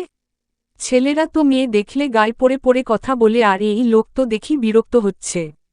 সে কি ইচ্ছে করে এসে এই লোকের উপর পড়েছে? কিসের সাথে জানি উষ্ঠা খেয়ে এত পড়েছে? সত্যি আমি ইচ্ছে করে এসে পড়িনি, কিসের সাথে জানি উষ্ঠা খেয়েছি, তাই ভুলবশত আপনার উপর এসে পড়েছি। পড়ার জন্য আর মানুষ পাওনি, আমার উপরই এসে পড়তে হবে তোমাকে? রৌদ্রের কথায় ইয়ানার এবার বিরক্ত লাগা শুরু করল। সে তো ইচ্ছে করে পড়েনি বলেছে, ভুলে হয়ে গেছে। আর তার গায়ে কি ময়লা আবর্জনা লেগে আছে? এই লোক এমন করছে কেন? মাথা নিচু করে মিনমিন স্বরে বলল, আপনি সামনে ছিলেন তো, এজন্য আপনার উপরই। রৌদ্র শুধু বিরক্ত স্বরে বলল, ডিসগাস্টিং। এই বলে সে সামনে হেঁটে গিয়ে মোবাইলটা তুলে নিল। মোবাইলে গ্লাসের অবস্থা খুবই খারাপ, ভেঙে গুঁড়ো গুঁড়ো হয়ে গেছে। ইয়ানার খারাপ লাগলো, সে কিছু বলতে নিবে তার আগেই রৌদ্র বড় বড় পা ফেলে সেখান থেকে চলে যায়। প্রায় 40 মিনিটের উপরে রোদ, আর সাইফা কলেজের গেটের সামনে দাঁড়িয়ে রৌদ্রের জন্য অপেক্ষা করছে, কিন্তু রৌদ্রের আসার নামগন্ধও নেই। বিরক্ত হয়ে রোদ একটা রিকশা ডেকে উঠে গেল। সাইফাও চুপচাপ উঠে বসল, তার নিজেরও বিরক্ত লাগছে এভাবে দাঁড়িয়ে থাকতে। এই দিকে রোদ রাগে গোজগোজ করছে বাড়িতে, তার মা তো ভাববে সে ইচ্ছে করে দেরি করছে, আসলে যে তার গুণধর ছেলেই আসতে লেট করছে সেটা দেখবে না, সব দোষ তার উপরই পড়বে। এরই মধ্যে এসে পড়ল আরেক ঝামেলা, জ্যাম। রোদের বিরক্তি আরও বাড়ল। বিরক্তি নিয়ে চুপচাপ বসে থাকল 10 মিনিট যাওয়ার পরও যখন একটু লড়চড় হচ্ছে না। রাগে হিতি জ্ঞান হারিয়ে চেঁচিয়ে বলে উঠল, এই মামা, ঠেলেঠুলে তাড়াতাড়ি যান। আবার ভাববেন না বাড়িতে আমার জামাই আছে। বাড়িতে আমার হিটলার মা খুন্তি হাতে দরজার সামনে দাঁড়িয়ে আছে, তাড়াতাড়ি চলুন। আশেপাশে জ্যামে আটকে থাকা সবাই রোদের দিকে তাকিয়ে আছে। পাশ থেকে সাইফা চিমটি দিল রোদের হাতে। রোদ বিরক্ত নিয়ে কিছু বলতে যাবে, তার আগে দেখে আশপাশের মানুষজন কেমন করে তার দিকে তাকিয়ে আছে। এবার রোদের হুঁশ আসে, সাথে বুঝেও গেছে তার কথাটা সবাই শুনে নিয়েছে। সে একটু লজ্জা ফেল এতে। এই দিকে রোদের অবস্থা দেখে সাইফা আর রিকশাওয়ালা মামা মুখ টিপে হাসছে। আন্ডারস্কোর নিজের রুমে বসে একমনে ল্যাপটপে কাজ করছে আদ্র। টানা 5 ঘন্টা এক জায়গায় বসে কাজ করে চলছে। আগামীকাল আদ্রে নিজস্ব অফিস আহিরা ইন্ডাস্ট্রি উদ্বোধন হবে। বেশ বড় করেই হবে। নতুন কোম্পানি, অনেক কাজ সামলাতে হিমশিম খেলেও আদ্র বেশ ঠান্ডা মাথায় সব সামলে নিচ্ছে। আদ্র নিজের কোম্পানি তার ছোট্ট ফুলটার নাম দিয়েই খুলেছে। এতে অনেকে খুশি হয়েছে, আবার অনেকে হয়নি, এতে আদ্রের কোনো মাথা ব্যথা নেই। আরও কিছুক্ষণ কাজ করে ল্যাপটপের শাটার বন্ধ করে বড় করে একটা নিঃশ্বাস ফেলল। শত কাজে ব্যস্ত থাকলেও আদ্র তার বারবিডলের কথা ভাবতে ভুলে না। দেওয়ালে ঝুলানো ছোট্ট আহির ছবিটার দিকে চেয়ে বলে উঠল, আমার অভিমানী পাখির অভিমান এতটাই তীব্র যে আমার অসীম ভালোবাসাও সেই অভিমানের কাছে হেরে গেল। সে অভিমান করে হারিয়ে গেল, আমার কথাটা একবারও ভাবল না। কথাটা বলা শেষে আদ্রের চোখ টলমল করে উঠে, কণ্ঠ ধরে আসে হঠাৎ। সে ধরে আসা কণ্ঠে গেয়ে উঠল, আমার আগুনেরই ছাই জমে জমে কত পাহাড় হয়ে যায়। আমার ফাগুনেরা দিন গুনে গুনে আর উধাও হয়ে যায়। যত পথের বাধা, সবই তো কালো সাদা। কবে ঠিকানা পেয়ে হবে রঙিন? চলবে